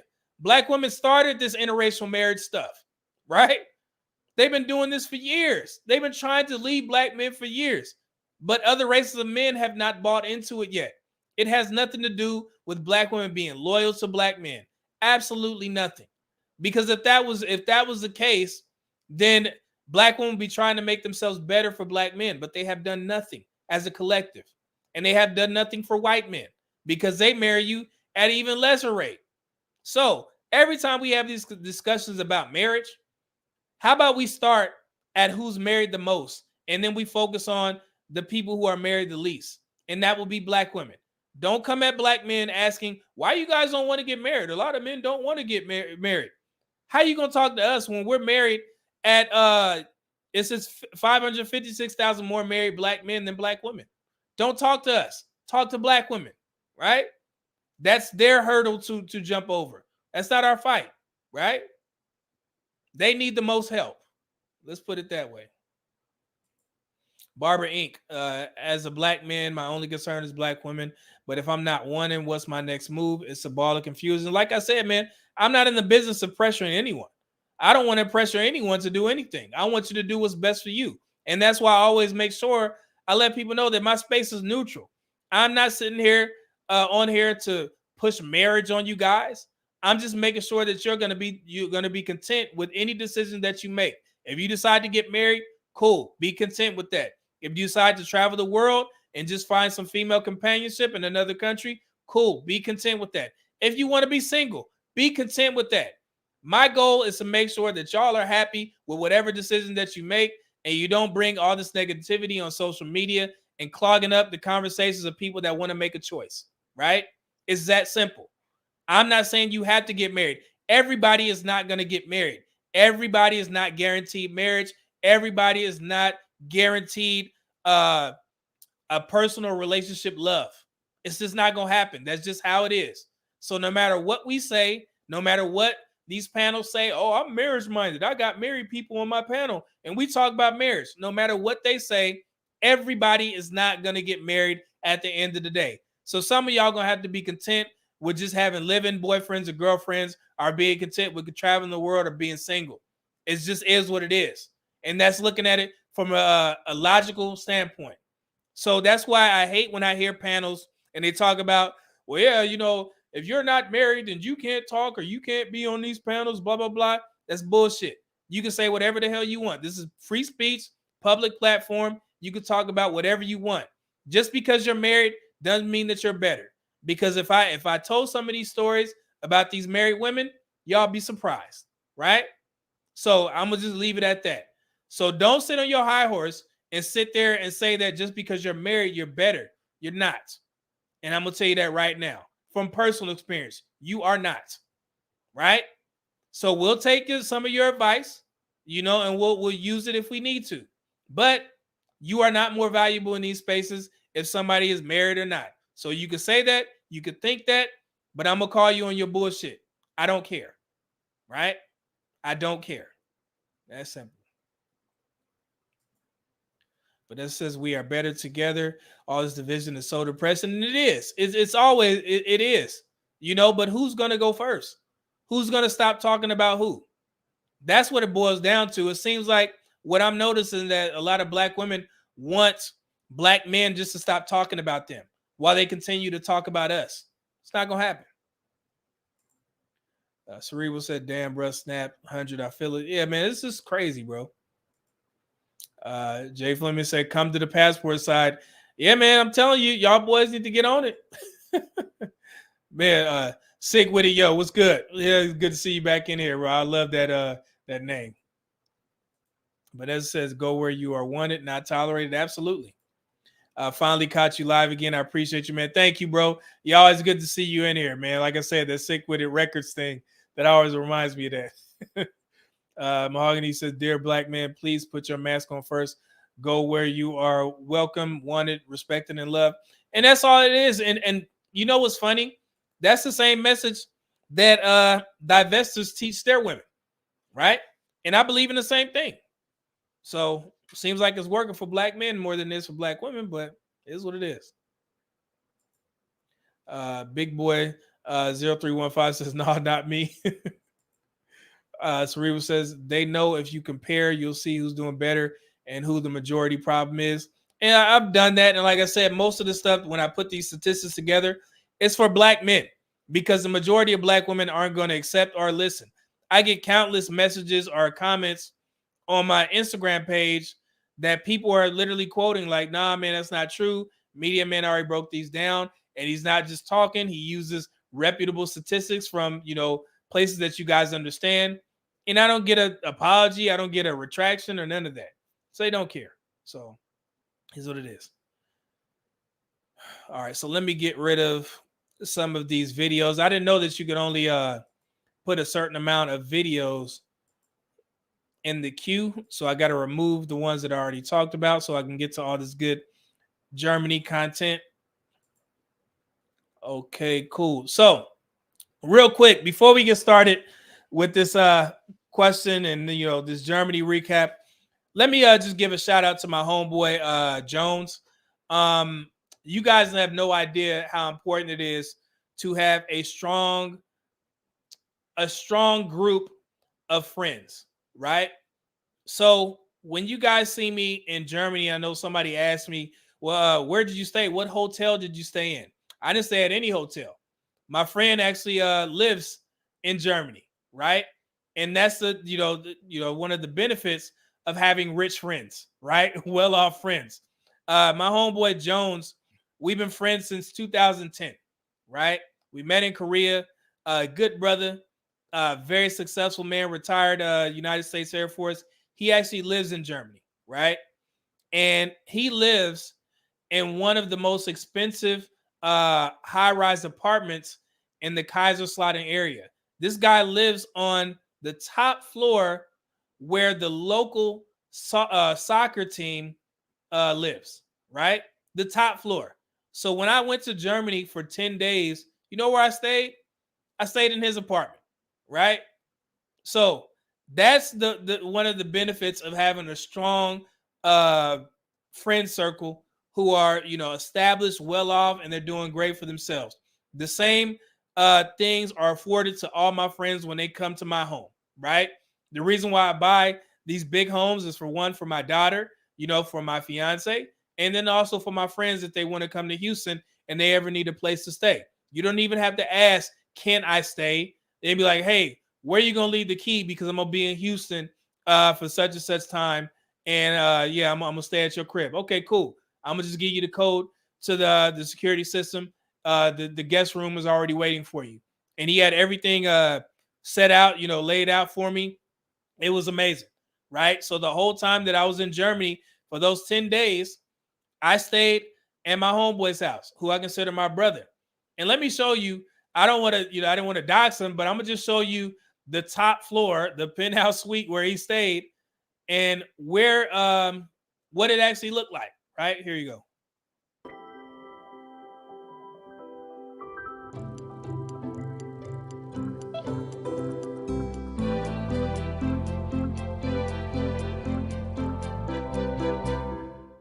So that video that you guys just seen, that's all his space on the top floor. That's not shared with anybody. That's all his outdoor, balcony overlooking the city or overlooking the town space. He lives on the top floor where the local soccer team plays, right? And then also when he picked me up from the airport, and he had just bought a new car. And I had never seen one of these, and I was like, man, this is amazing. So I told him that I asked for permission if I could share some of this stock footage and then also a picture that he took at the whiskey distillery of the car that he actually purchased. So I don't know. I'm not really a foreign car guy, but this one was amazing. So here, let me show.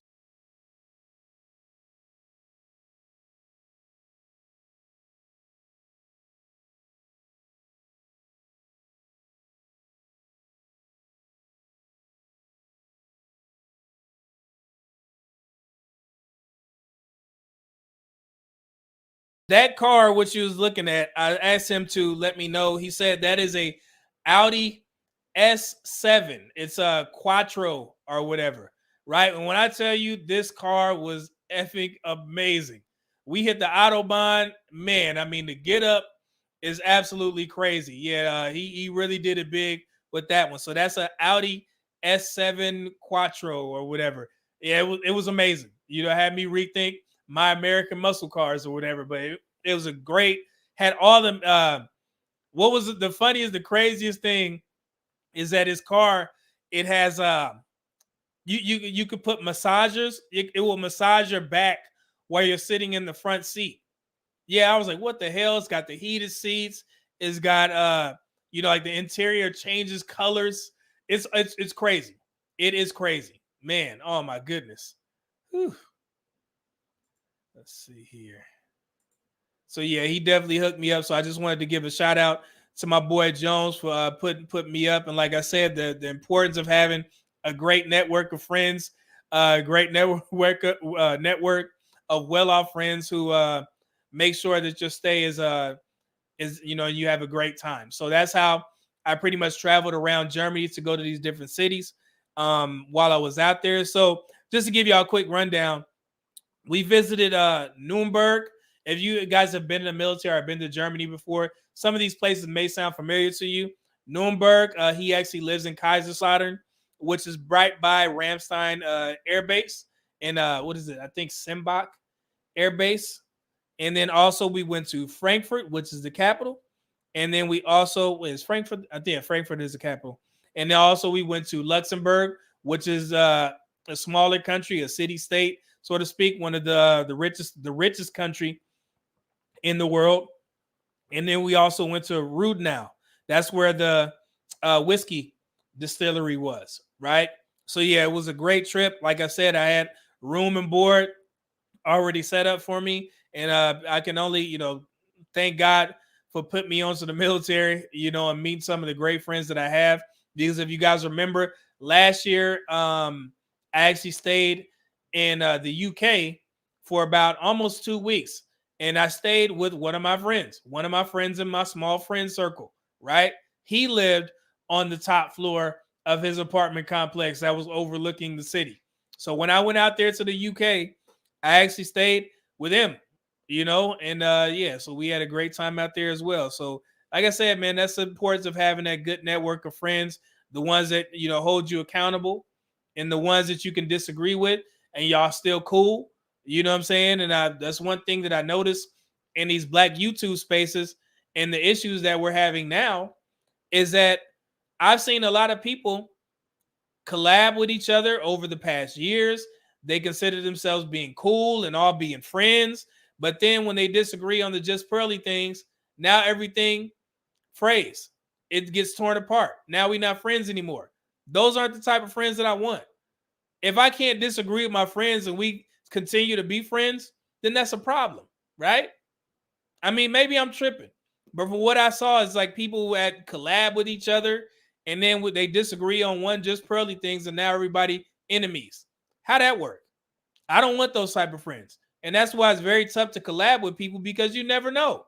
You never know because I don't know any of these people. How am I to consider myself in some sort of a beef if I don't know these people? I've never met you. Is it what YouTube beef? Is that such a thing? I don't know. It just seems kind of elementary to me. I don't know. But yeah, how you gonna be friends with somebody and then y'all disagree? And it's like, nah, I can't be cool with you. You only want people that you agree with around you? Is that what it is? It's crazy.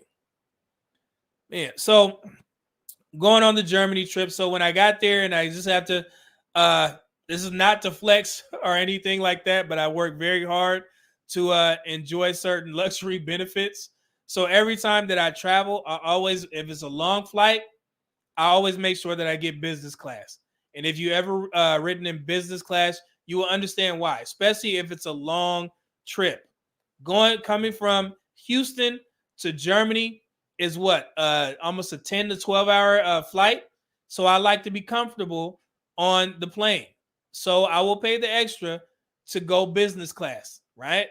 Every time. Some things I just prepare for. I plan out, I budget. and I have to make sure that I'm comfortable on these flights. So, and that's just me. So yeah, the business class was amazing on Turkish Airlines. They hooked your boy up.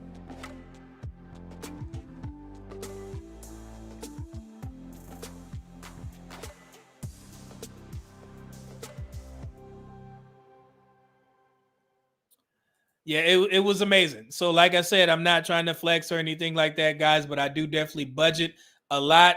I've said this multiple times. My fiance is a financial advisor. She's my financial advisor. So we always make sure that we plan these things out. You know, I'm not hurting my pockets when I do the business class, but that's just me. It's definitely it's a huge benefit to have, right? To be comfortable, because I like to sleep on those planes, and it's very tough to sleep in economy if you're going to be on a flight for 10 to 12 hours. I mean, hey, it is what it is. So I got to have that business class. So it was funny. Me and my homeboy, we was actually comparing the different business classes from different airlines, right? Because he had just came back from, I want to say Mexico. Him and his girl went from Germany to Mexico, and he was sharing his pictures of his business class experience, because we kind of on the same page, right? Because once you go business class, it's kind of tough to go back, especially on a long flight.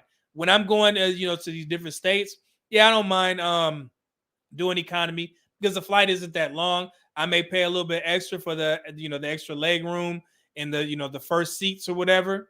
But other than that, if I'm traveling over 6 hours, yeah, I'm doing business class, no question, right? I need to be comfortable on these damn planes. That's what it is. So right out the plane, we went directly over to a restaurant that I made reservations to, because I like to always be prepared. So I made these reservations. Let me see. When was this? Let me show y'all real quick. So this was on March 24th. So that's how far I made those reservations out. So a week in advance before my trip, I made reservations at this nice restaurant in Frankfurt. So as soon as I got off the plane, we shot straight over there and we went to go eat. Let me show y'all. See if I can find this video real quick. Hopefully this is it. That's not it. Hold on. We'll go through it. There we go.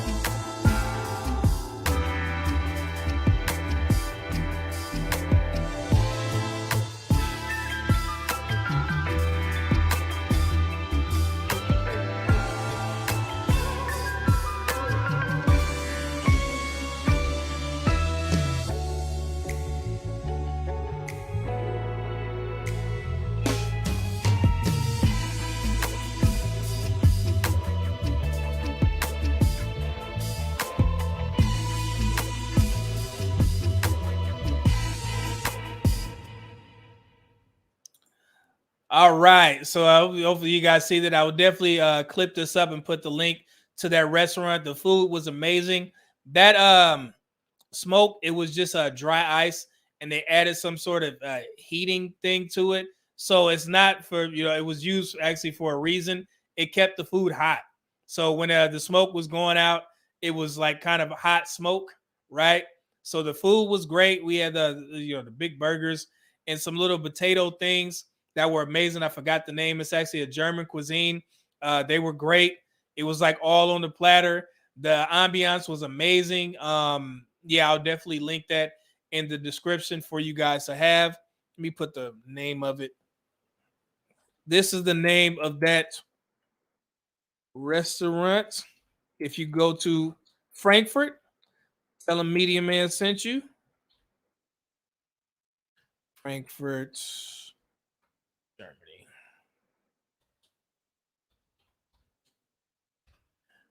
There you go. And they also have a Instagram page. So if you type that into Instagram, you will find their page.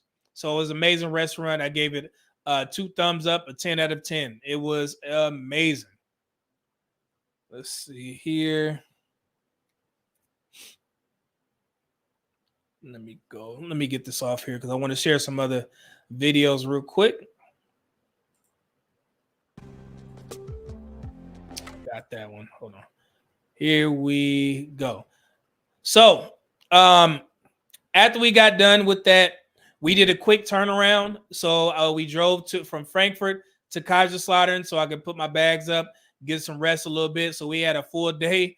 We had to drive to Nuremberg because my homeboy, he had got us a table with a bunch of our friends because I guess they knew I was coming out. So we actually got a table in Nuremberg at this club called The One. It's called WON, World of Nights, right? And it's one of the best places or club places to go in Germany. As you guys know, I don't club in the States because I just feel it's very dangerous, right?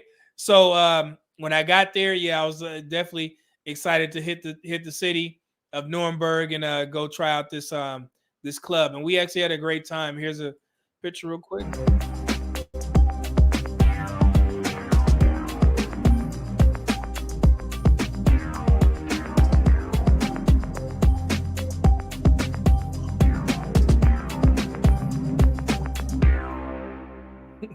Hope y'all like that music. It's non-copyrighted.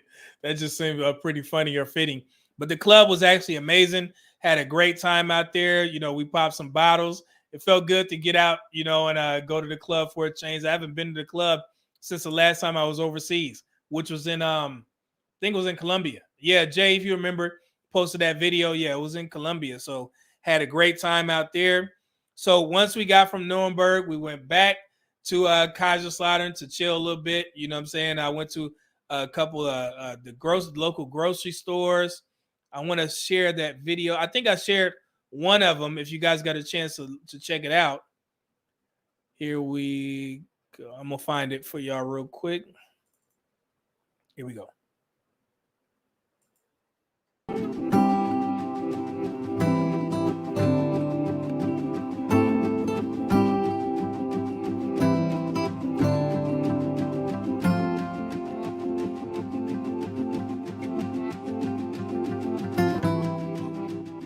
That's Americans. We put all types of sugar in it. This how Sarah's supposed to taste, bro. No, you taste this shit? That shit tastes like trash. It's not a lot of sugar in the cereals. That's how different it is overseas. They make it the correct way. Us Americans, we unhealthy.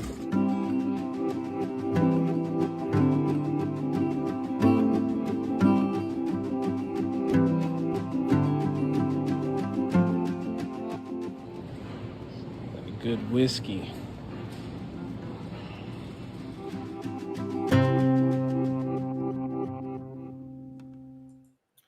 All right, so just a quick video in regards to me going grocery shopping while I was out there. What I noticed and what my homeboy was telling me is that they don't put a lot of sugar in their cereal, right? Because they're not like us Americans. We need our stuff to be as unhealthy as possible. And then also I bought a lot of fruit out there. And it was literally like shopping at Whole Foods. I only buy my fruit from Whole Foods because the quality is that much better. It's organic. And that was just a regular grocery store. And they had amazing fruit. I think I bought some mangoes and some oranges. And they were amazing. It tasted like I was shopping at Whole Foods. The quality of food overseas is just, you know, far better than the States. In my opinion. Now, I've heard a lot of people say that in these spaces who travel as well. I think Jay said that. I think King Barracuda said that as well. So yeah, it was just amazing. So from there at the chilling out there. Oh, I didn't tell y'all what the hell happened. We was actually went to the gym on base, on the Army base. I think it was Simbach. And we went the first time, you know, hit shoulders, had a great time. It was good to get back on a military base. And then we went the second time when we were doing legs and I actually got a tension headache, right? This is something that I've never experienced. Like I was doing squats. I think I had 315 on there. And I went down and I just immediately got this headache, right? Like immediately. I was like, what the hell is going on? I've never experienced that. So I think it had to do with me being fatigued from the trip and just, you know, go. So, like I said, I don't play with my health. So I made, I already had an appointment, but I just updated it and told them that, hey, I experienced this tension headache while I was overseas, so I want to get that checked out as well. So tomorrow at 10:30, I will actually be in the hospital for my my checkup that I do every 6 months. Right? Let me show y'all real quick just to make sure I'm holding myself accountable and let y'all know, do not play with your health. So yeah, so here's my appointment tomorrow at 10:30.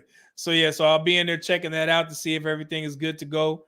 Because like I said, that was the first time I experienced a tension headache. So I laid off the gym while I was in Germany. I just took it easy and just enjoyed the trip. Maybe that was my body's way of saying, hey, you need to relax. So, but as soon as I got back from the States, I tried it out again. And you know, I went to the gym at in my gym here in Houston, and I did okay. I felt good. Didn't have any headaches, but I'm still going to get it checked out tomorrow, right? So I'll be there first thing in the morning. So just to check out my health. Let's see here. And what else we got? I think I got some more videos for you guys. Talk about some Luxembourg stuff. Here we go.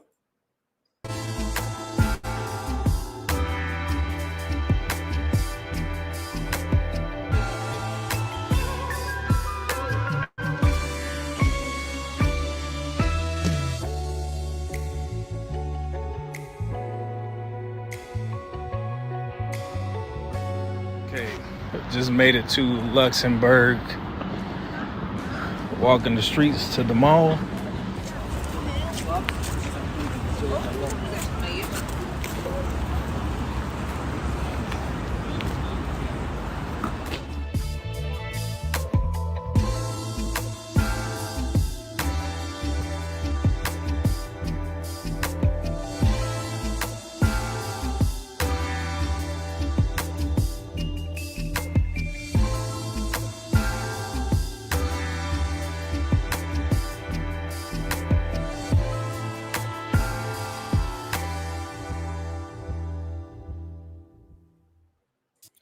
All right, so that's the biggest mall in Luxembourg. I mean, it was amazing. I did a little bit of shopping there.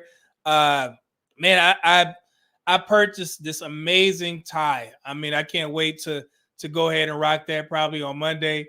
But yeah, I purchased this amazing tie. I bought a little bit of some clothes. I forgot to pick up. I don't know if you guys know, but New Balance, they're starting to get into the athleisure type of tennis shoes. And they had some nice ones that I wanted, but I forgot to grab them. I probably find them in the States or whatever. But yeah, it was an amazing time in Luxembourg. I also got a chance to go to one of the local steakhouses out there as well. Chilling in Luxembourg, just got done shopping at one of the big malls. About to go eat at the steakhouse. Made reservations, so yeah, should be cool. Been cool so far. It's real clean out here. So yeah, gonna eat good real quick, and I'll check in y'all in a second.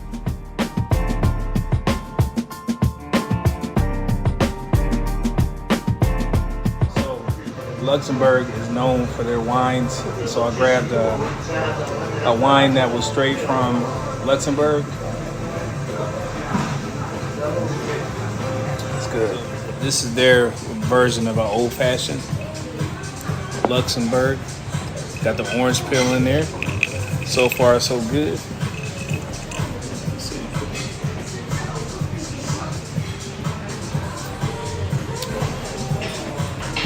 That's good, bro. That's good. It's a little bit cinnamon in there too. That's good. This is the surf and turf. So it's got a shrimp, potato puree. That's what they call it, mashed potatoes, and then medium prime rib cut into pieces. I don't know if you guys can see that. So yeah, let's see.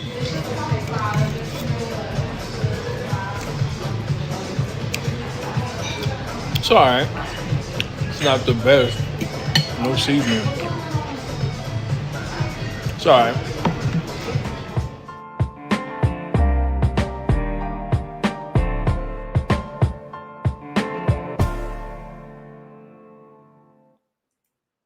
All right, so that's Luxembourg. Went to that steakhouse. The steak was okay. It was just under seasoned. I'm used to, and like I said, I may be spoiled because hey, I live in Houston. I'm in Texas, so we have steakhouses on damn near every corner. And I've definitely been spoiled by some amazing steaks out here. If you've been to Houston, they have Del Frisco's out here. They have James Harden's restaurant, 13. What else they got out here? Perry Steakhouse, of course, Ruth Chris. They got Nobu. Just some amazing steakhouses out here, and it's very hard to top what I experienced in Texas in regards to steaks. But Luxembourg was amazing. Like I said, it was a very clean city where we were. We were in the city center area, so we got to drive around. Everybody was seemed like everybody was pretty affluent. We had seen some nice cars out there. It was an amazing place. You know, I mean, I would advise everybody, if you get a chance, please go visit Luxembourg. It is one of the most expensive countries. However, I'm pretty sure that you'll have a great time. Just plan for it, right? I mean, it was amazing. I had a great time out there. Oh my goodness. But yeah, that food, it was okay. I just say that much. But I definitely had better, but it served its purpose because I was hungry at the times. Well, before we move on, let me get to some of these comments. Let's see here.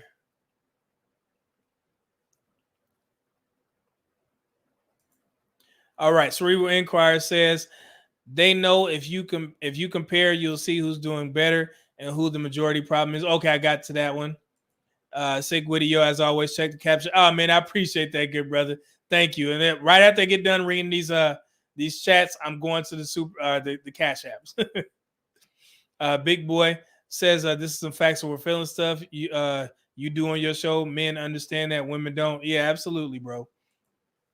Jay said exactly, gentlemen. Network. Absolutely, man. I keep pushing that so much. I know, like I said, I identify, as a Sigma male. However, I do have a small circle of friends that I consider my brothers, right? And like I said, we hold each other accountable, right? We are not just here to agree with one another. You don't want an echo chamber of friends. If you're doing something wrong, you need to have those people that will sit there and hold you accountable and tell you, man, you need to think about doing something else. And at the end of the day, it's your decision ultimately, right? But you need that pushback, and you just need a strong circle of friends. That's all I'm going to say about that. I can't stress that enough. Big Boy says Germany is nice. I'm going to try and say this right. Lived in Babenhauser and in Frankfurt as well. Back in 1997, I was in the Army. Salute vets. Absolutely. I love to see vets here, man. I just see, black folks being in the military. Military has a special place in my heart. So every time y'all boys comment, it means a lot. So thank you, bro. Tony J said Audi. Absolutely. Yep. Sake Video, Citizen Pro Master Divers Watch. I need to get that auto winder too.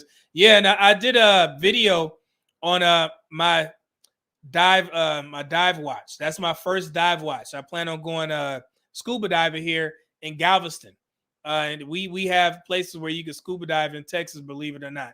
So I actually bought that Pro Diver watch with my American Express Platinum points, right? That was a $300 watch, and I had enough points to go ahead and purchase it. So can't stress it enough. If you guys haven't seen that video, go check it out. It's on my page. Just type in Medium Man American Express, and I'm pretty sure it'll pop up. But yeah, I bought that with my points.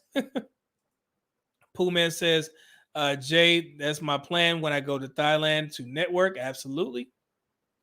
Antoine, what's good, bro? Good to see you in here, good brother.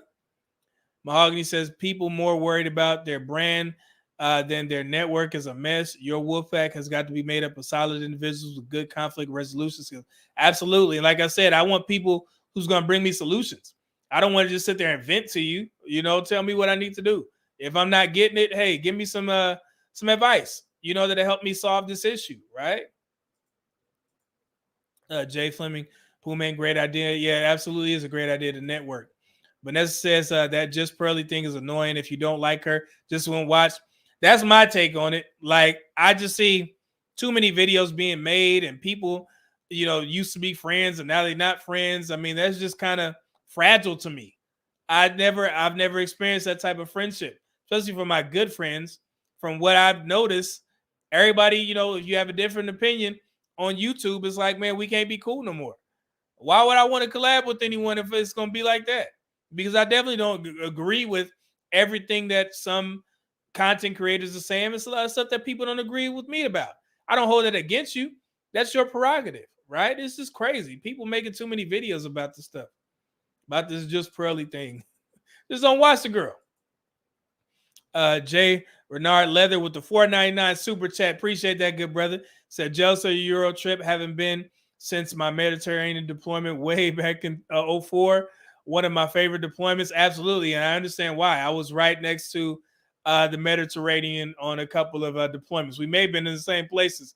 If you know, you know. So, so yeah, man, you got to get back into the Europe. Sick video business with the sleeper. Absolutely. He said, flex on him. Like I said, I wanted to preface this. I'm not saying that, I'm trying to throw it in people's face, like I said, but once you start to travel a lot, you definitely understand, right? You get accustomed to certain things and you can actually have an opinion on how the service is, right? So yeah, always got to be, like Jay said, first class, business class, you got to have it. Absolutely. Let's see here. Jay says, yes, the quality is much better outside of the States. He's talking about the food. Okay, cool. I just want somebody to make sure I'm not tripping. I think I heard Austin Holloman say that as well. He said that, yeah, the food quality is different and it's better overseas. And I agree. Mahogany Jones says, that was an Uncle Sam flashback. Just kidding. Hopefully everything's I'm pretty sure it was. That damn tension headache. It was probably like, man, what the hell are you doing on the military base? You need to get up out of here. But yeah, it was crazy. It was it's all a little scary because, like I said, I've never had any issues with my health like that in that aspect, especially with lifting, because I'm always careful. So when that happened, I was like, man, what the hell? So we had to leave the gym or whatever. So, but yeah, I just took it easy for the rest of the trip. I took that time off to relax my body, and definitely paid off because when I did go back to the gym yesterday, I was able to get a good lift. And, I could tell because I'm still sore a little bit, from that lifting session. R. Robinson, 87, says, big up to Medium Man. I remember them days in Bamberg back in 08, 010, 2010, from one vet to another. Like I said, man, I appreciate seeing the vets in here, man. Y'all got experience in Germany as well. And you guys, I'm going to chime in on this girl stuff when I get to this question. Any info on Luxembourg? Hopefully I answered your questions, Pooh Man. R. Robinson 87 said, not a bad place, bro. My time in the military when I was stationed, I was more on the scenery and the food when I was there. Absolutely. British food is so bland. Yeah, I did not like the food out there. I talked about that a while ago. Didn't like the food at all. The British don't even season their steaks. They don't. And what I learned in Luxembourg, they speak 3 different languages. I believe they have German. They have a Luxembourg dialect and also French. They speak French out there as well. So I learned a lot. Big Money says, heard them German women's can't keep their hands off us brothers. I'm finna get into it after I answer these questions. Jay Fleming, I've never watched an episode of Just Pearly. I really don't even understand what's going on right now. Yeah, and I've only caught a little bit of it. Of course, I watched the interview for context that she did with the racist guy. And I said, if you don't like the girl, just don't watch it. You're not going to stop her from creating content. So I just don't see the purpose of blaming black men or blaming black women or either. I don't know. It's getting out of hand at this point. So a lot of friendships have been fractured for no reason. I don't understand it. But it just seems a lot of fragile partnerships in this space. And that's troubling to me because it reflects the black community. All right. It is what it is. So let's see here. So I think I got one more video. Let's see what this is. I got that one. Okay, I think I got all the videos. Let me make sure. I'm gonna go through them. Got that one. And then yeah, okay, cool. I got all my videos. I may have a couple more that I wasn't able to load. Let me make sure. I want to give all the information that I can. Got that one. Got that one. Oh, I did want to show this video. What is this?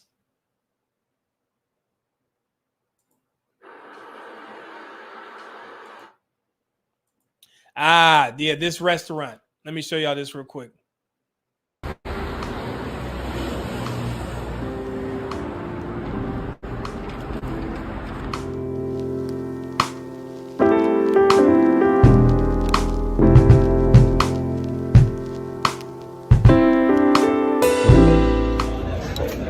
They give you this free in this restaurant, so I'm gonna try it. It's like a corn.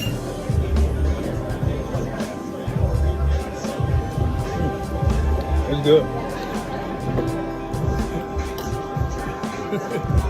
You doing a live or something? What is this drink called? This is Moscow Mule. Well, you said it's spicy, right? A little spice to it. Spicy Moscow Mule. Y'all know this is my favorite.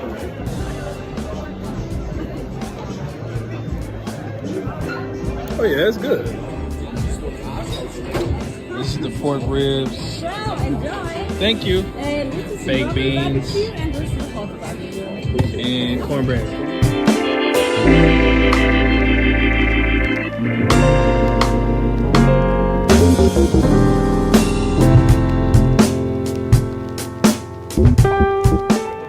Nice little pull through it. We in Germany. What we listen? Cornbread. Try that.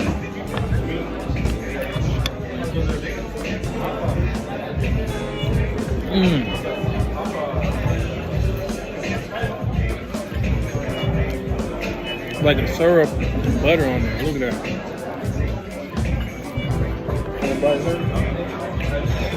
Taste it? I ain't never tasted one. It's good.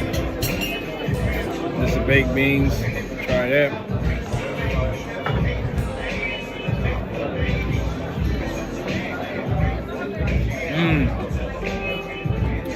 Oh, everything perfect. I'm pretty good at it.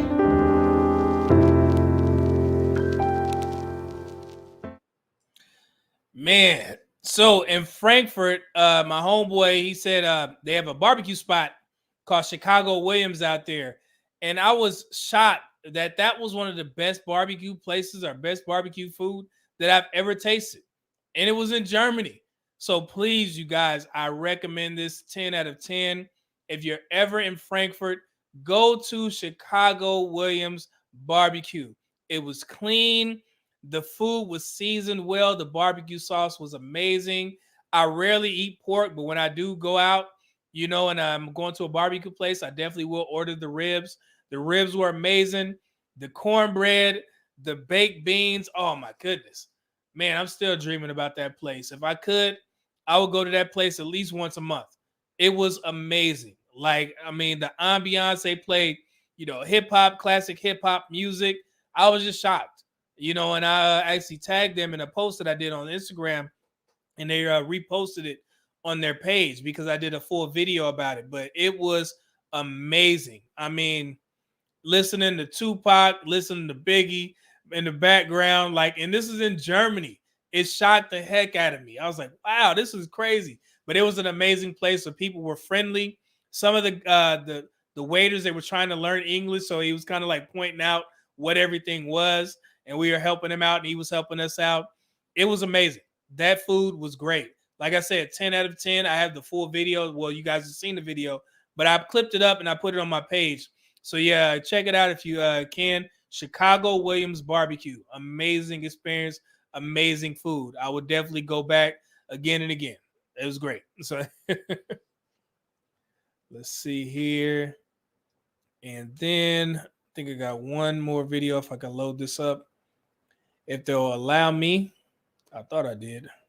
Oh, I wanted to show y'all how I managed during my whiskey trip. So I used Google Translate. So as he was talking, I just put on Google Translate and it would listen to what he was saying. And it would basically tell me what they were talking about. So if you guys don't have Google Translate, like Jay said, go ahead and grab that. You need that. So that's real quick. So that's how I was able to function during the whiskey trip, right? So I also want to get to some of the questions that people asked real quick before let me get to these comments section. Okay, got that one. Pooh Man said I've only seen clips, never a full show. And I will say this, Pearly, she always in the algorithm. I don't follow Pearly, but her videos are always recommended because she puts out a lot of content. So Original Man 50, listen to the background. I had no idea they were into pop. Oh yeah, German people, they love hip hop. Love it.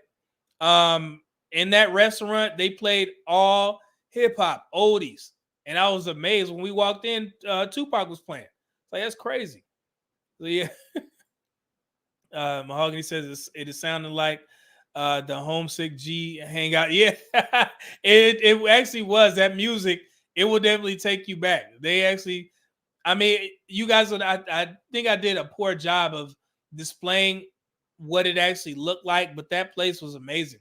It was, I always look at the cleanliness because I have a public health background. You know, I'm a public health guy. So I always look at the cleanliness of restaurants, and this place was very clean. It had an open kitchen, so you could see them cooking it up. It was amazing. You know, I mean, I recommend it. If you go to Germany, Frankfurt in particular, please check out Chicago Williams Barbecue. It was amazing. So let me get to some of these questions that people asked so I can get you guys up out of here.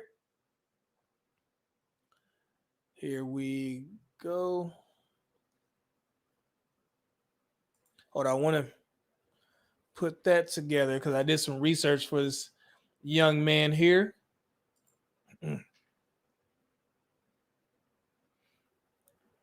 All right. So here's some of the questions that some people asked. Said, what is their comfortability with Black American men starting a business there? What is the requirement for a work visa or residency status? Are there markets for remote IT positions for American workers? So to answer the first question, the business.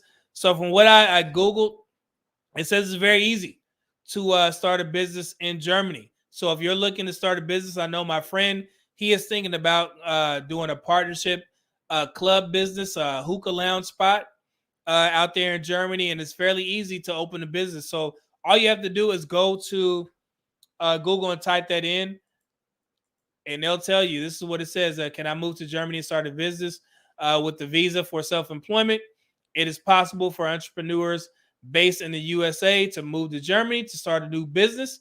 This visa can be applied for under 21 German Residence Act, and once granted, it provides the entrepreneur with an initial 3-year period to reside in Germany. So they are very flexible. It seems like it's very easy to get a working visa and start a business in Germany. So yeah, so that's what I learned, man. So hopefully that definitely helps. All right, so I'll start at the top here. It's another question from Pooh Man 313, my guy.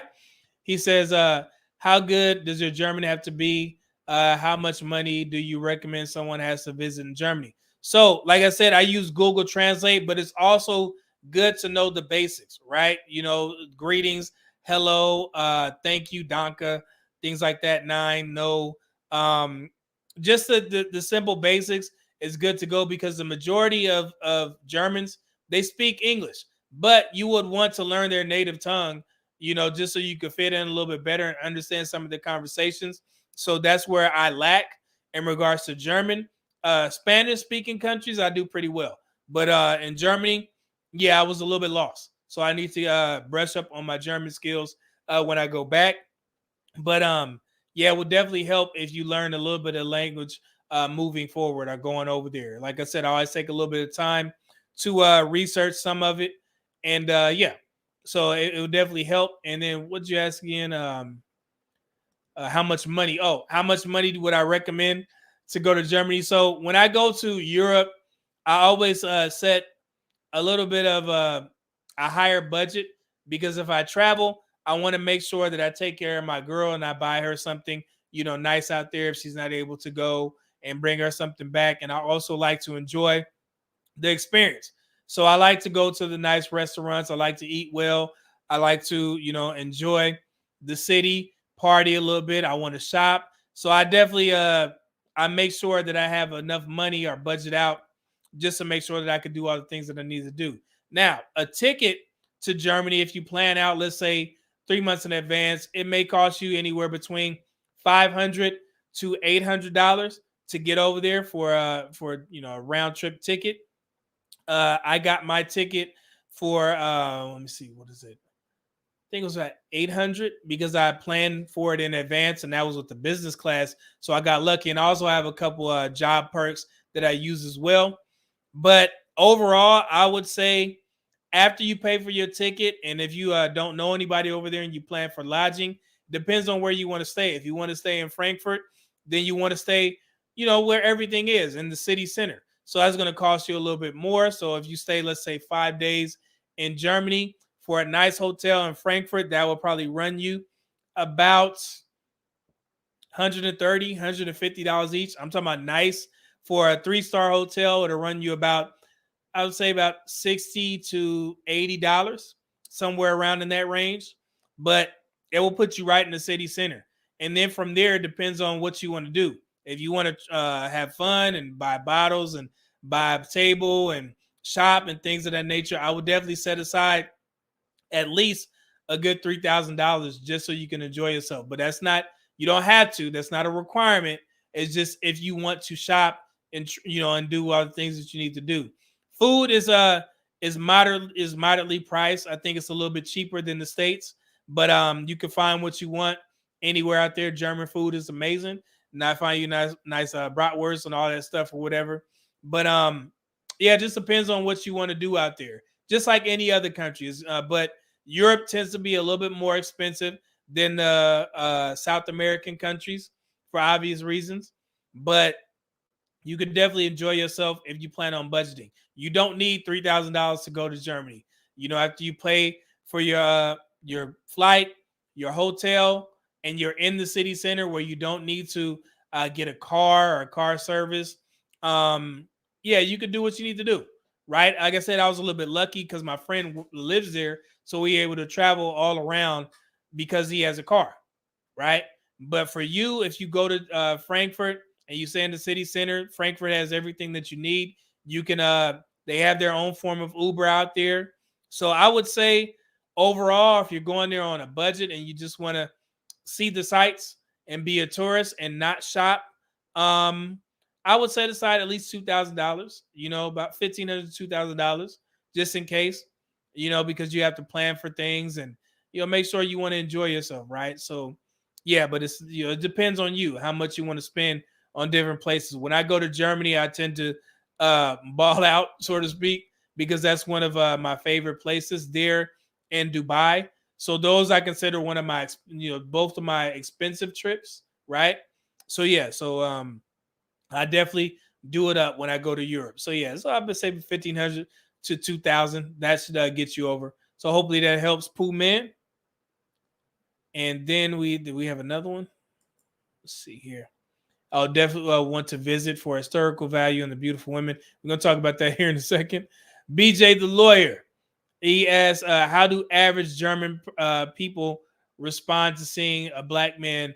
Are they receptive? Are they friendly? Yes, Germans are very friendly. They are used to seeing black men in their country since, we've been there for a while in regards to the military, right? So overall, Germans are very friendly. They will talk to you. When we were at our whiskey tour, we actually met a German man who was willing to translate for us. And the funny thing is, he was actually in the U.S. military. He just decided to, I think, gain a citizenship in the United States, join the U.S. military. He was in the Army first, and then he transferred over to the Air Force, and he now resides in Germany. So yeah, German people are very friendly to black folks. And let me see, did somebody ask? Here we go. So Plain Eddie asked, was they checking for it, brother? Is the food good? Is it safe? I have to catch a replay. So was they checking for it, brother? You talk about the women. German women love black men. I mean, absolutely love black men. And I've said this multiple times. I'm gonna say it again. German women love black men. I don't know if I need to say anything else about that, but yes, you are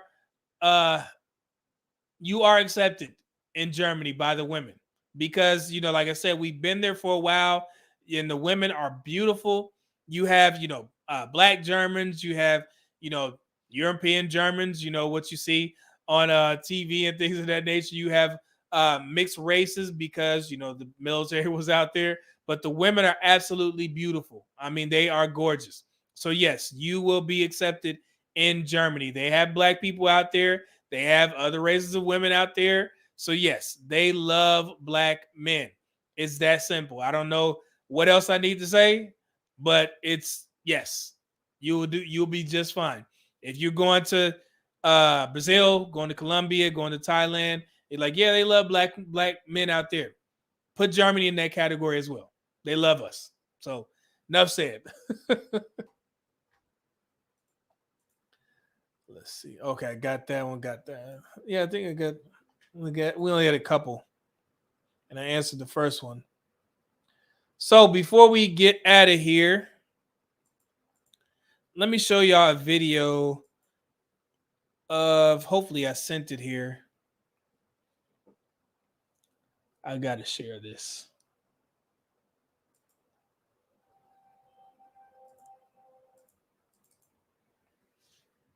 Oh, let me get rid of one. It's telling me I got to remove something from the studio. Hold on. Okay. Check this out.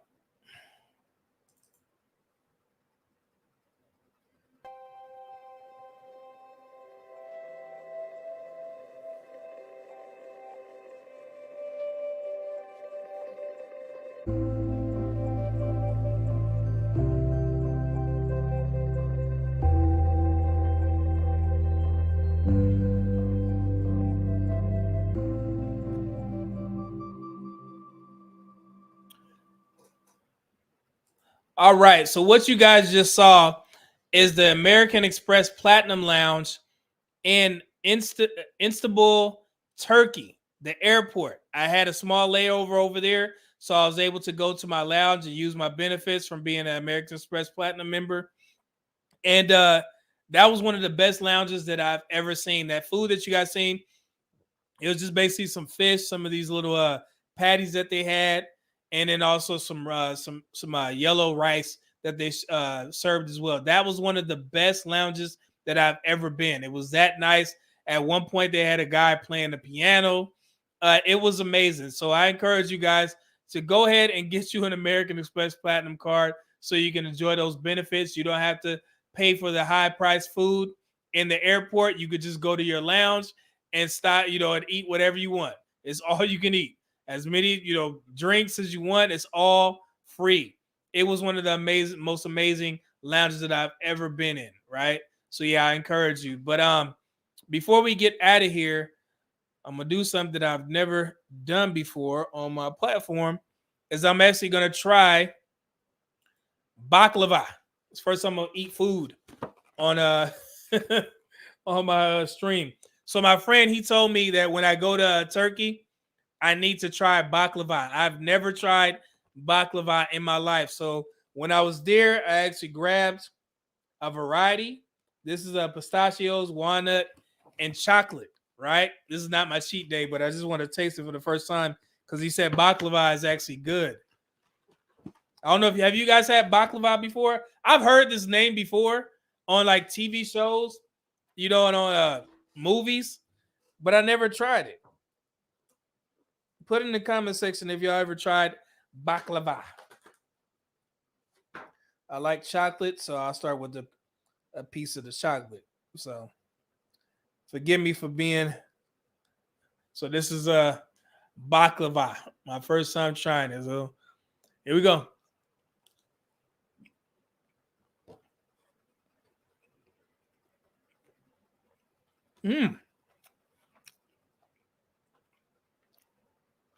It's like a layered brownie. Oh, that's good. Oh yeah, I'm gonna have to hide this Well, I'm gonna give it to my fiance. She gonna have a couple.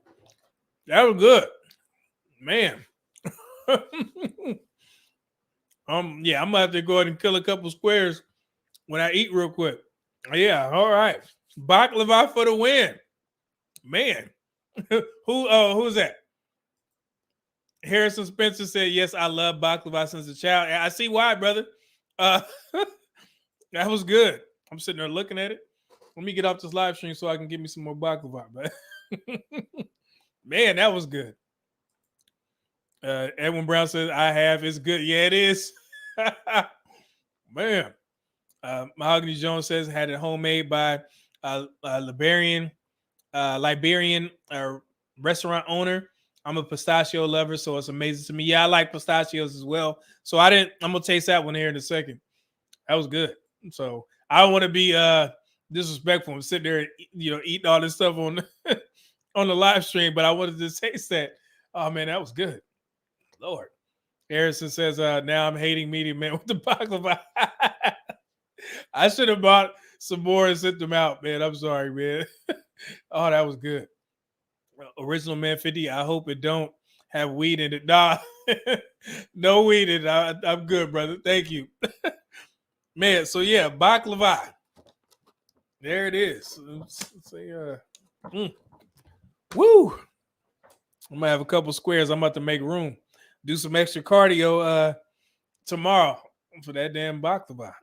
Shit. Goodness. That was good. Okay.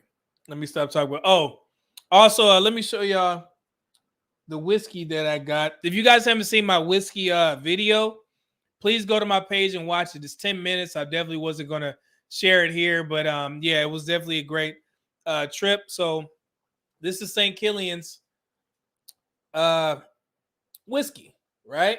So like I said, I took that trip and I had a great time. So this is their classic.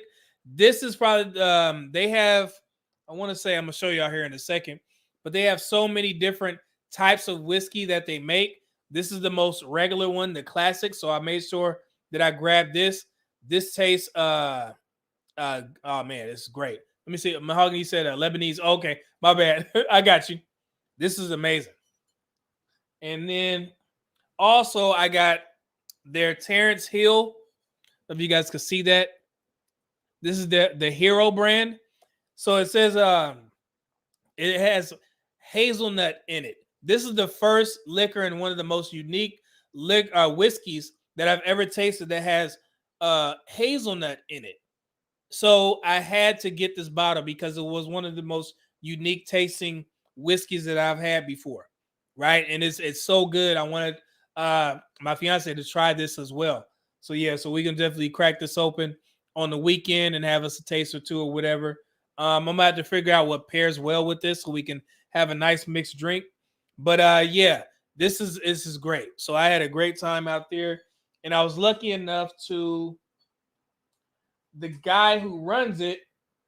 He actually found some of the their explanation for their liquors in English. So he definitely hooked us up. And like I said, this brand, St. Killian, has only been out since 2012. But they had the Scottish, they made their distillery. They helped them out. So the guy who owns it is very young. That's him right there.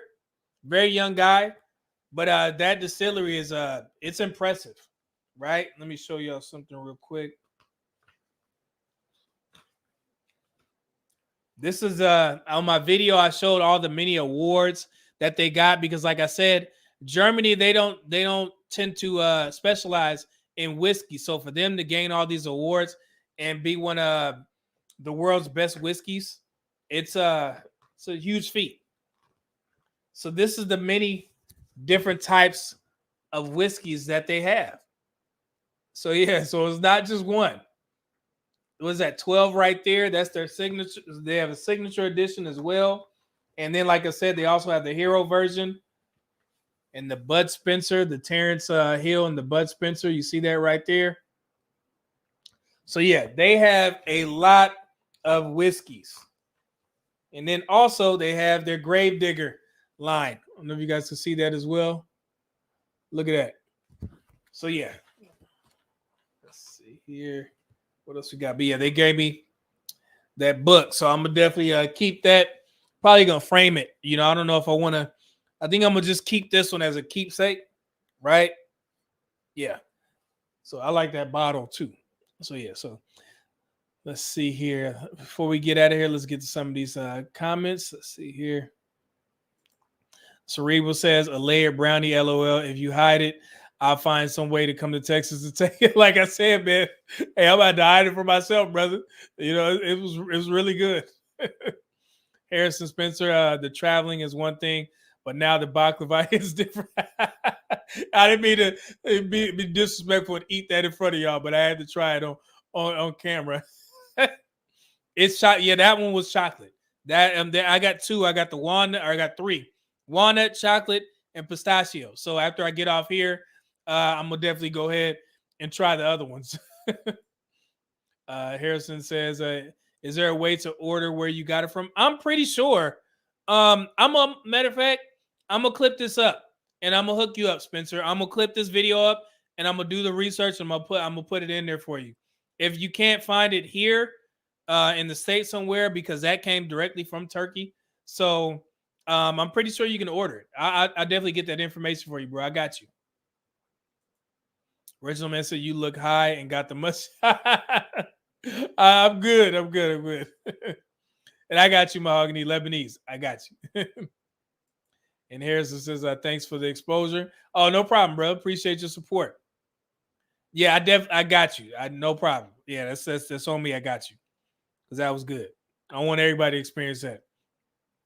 So let me get to these cash apps before we get out of here.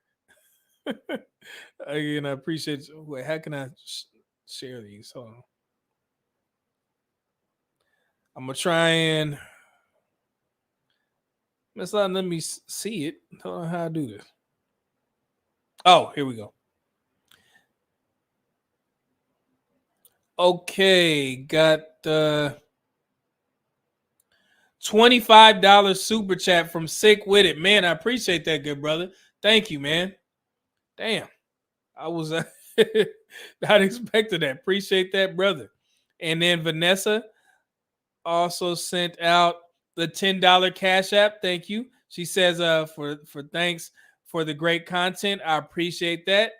Always supporting your boy.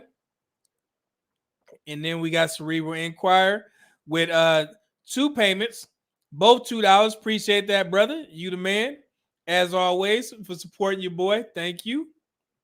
And then let me go. I think I missed one more. I missed one more. No, I got everything. So yeah, I appreciate, like I said, I appreciate every donation that you guys give. Man, it's just crazy. I thank you for your support. But I've kept y'all too long. I know y'all was like, damn, that was a long ass stream. This guy didn't went off. But some things needed to be said. But I want y'all to enjoy the rest of your week. Like I said, I will be doing my checkup first thing in the morning, and I always get my blood tested. I always do my STI panels. Just want to make sure that you guys know that I'm doing the work. If I encourage you to go get your checkups every year and get your blood work done, get your STI panels taken, I want to make sure that I show that and let you know that I'm just not telling you to do something that I'm not doing, because I take health very serious, and I want you guys to do that as well. Because if you guys don't know, Black men, the leading cause of our death is heart disease, right? So I want to make sure that we're good to go.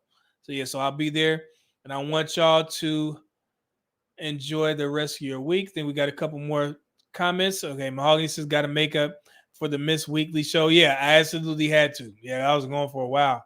So this is my travel season. So I'll be going here shortly once again, but not anytime in the near future. But I will be going again, and then for the rest of the year, I'll be traveling a lot for work and also for pleasure. So Cerebral said the second one said outrageous as far as Black men choosing options. Yep, I said it. Yeah, I mean, it is what it is. You know what it is, bro. I mean, shit, you in these trenches, you on these panels, you see what's going on. So yeah, so let's get out of here. Finish. I think they have a basketball game going on right now. Again, go Lakers. We got lucky, but I think who's playing? Oklahoma City. Who are they playing? In New Orleans? So let's go check out those games. Y'all eat healthy, hit that gym, and I'll definitely be on the treadmill because I'm about to kill half of this baklava tonight. Don't judge me. I'm going to take care of it. I'm going to go to the gym, and I'm going to work it off. But I got to finish a little bit of it. So me and my girl. So, yeah, I'm going to make her accomplice of this too. Appreciate y'all's support, staying with me for the time that I missed. But, yeah. Hey, did the Bulls win? Hopefully they won. Alex Caruso, that's my guy. So hopefully the Bulls won. So don't spoil it for me. I'm going to check it out here in a second. But, yeah, hopefully they won because that's my guy, Alex Caruso. So, yeah, so y'all go ahead and enjoy the rest of your week. And hopefully you enjoyed the stream. Thank you for the Super Chats and Cash Apps. And we will be back. Peace out next week, Monday. Oh, wait. Do your blood work first, then eat more. I got you. Yeah, that's a good idea. I'm going to take Mahogany's advice. I'm going to put these away, and I'm going to get my blood work done tomorrow. And then I will indulge. I will indulge in this. So I think I missed. Oh, wait, hold on. I missed. Tony said he sent the Cash App. Nah, we're not leaving until I get there. Hold on. Where the hell is it? I see it popped up, bro. I think it was it's not letting me see it. I think I got to get out of the app. Hold on. Shit. I was not pulling it up for some reason. Think it was for 5. I'm not sure, but it's not showing your name. But either way, I'm gonna go ahead and thank you in advance, bro. Man, appreciate it as always. So yeah, y'all enjoy the rest of the week. Again, thank you, Tony, for the Cash App and everybody else who sent the Super Chats in. Appreciate y'all support. And yeah, just be safe out there and enjoy the rest of your week. And I'll be back Monday with another fire show. So let's get it. Peace. Thanks.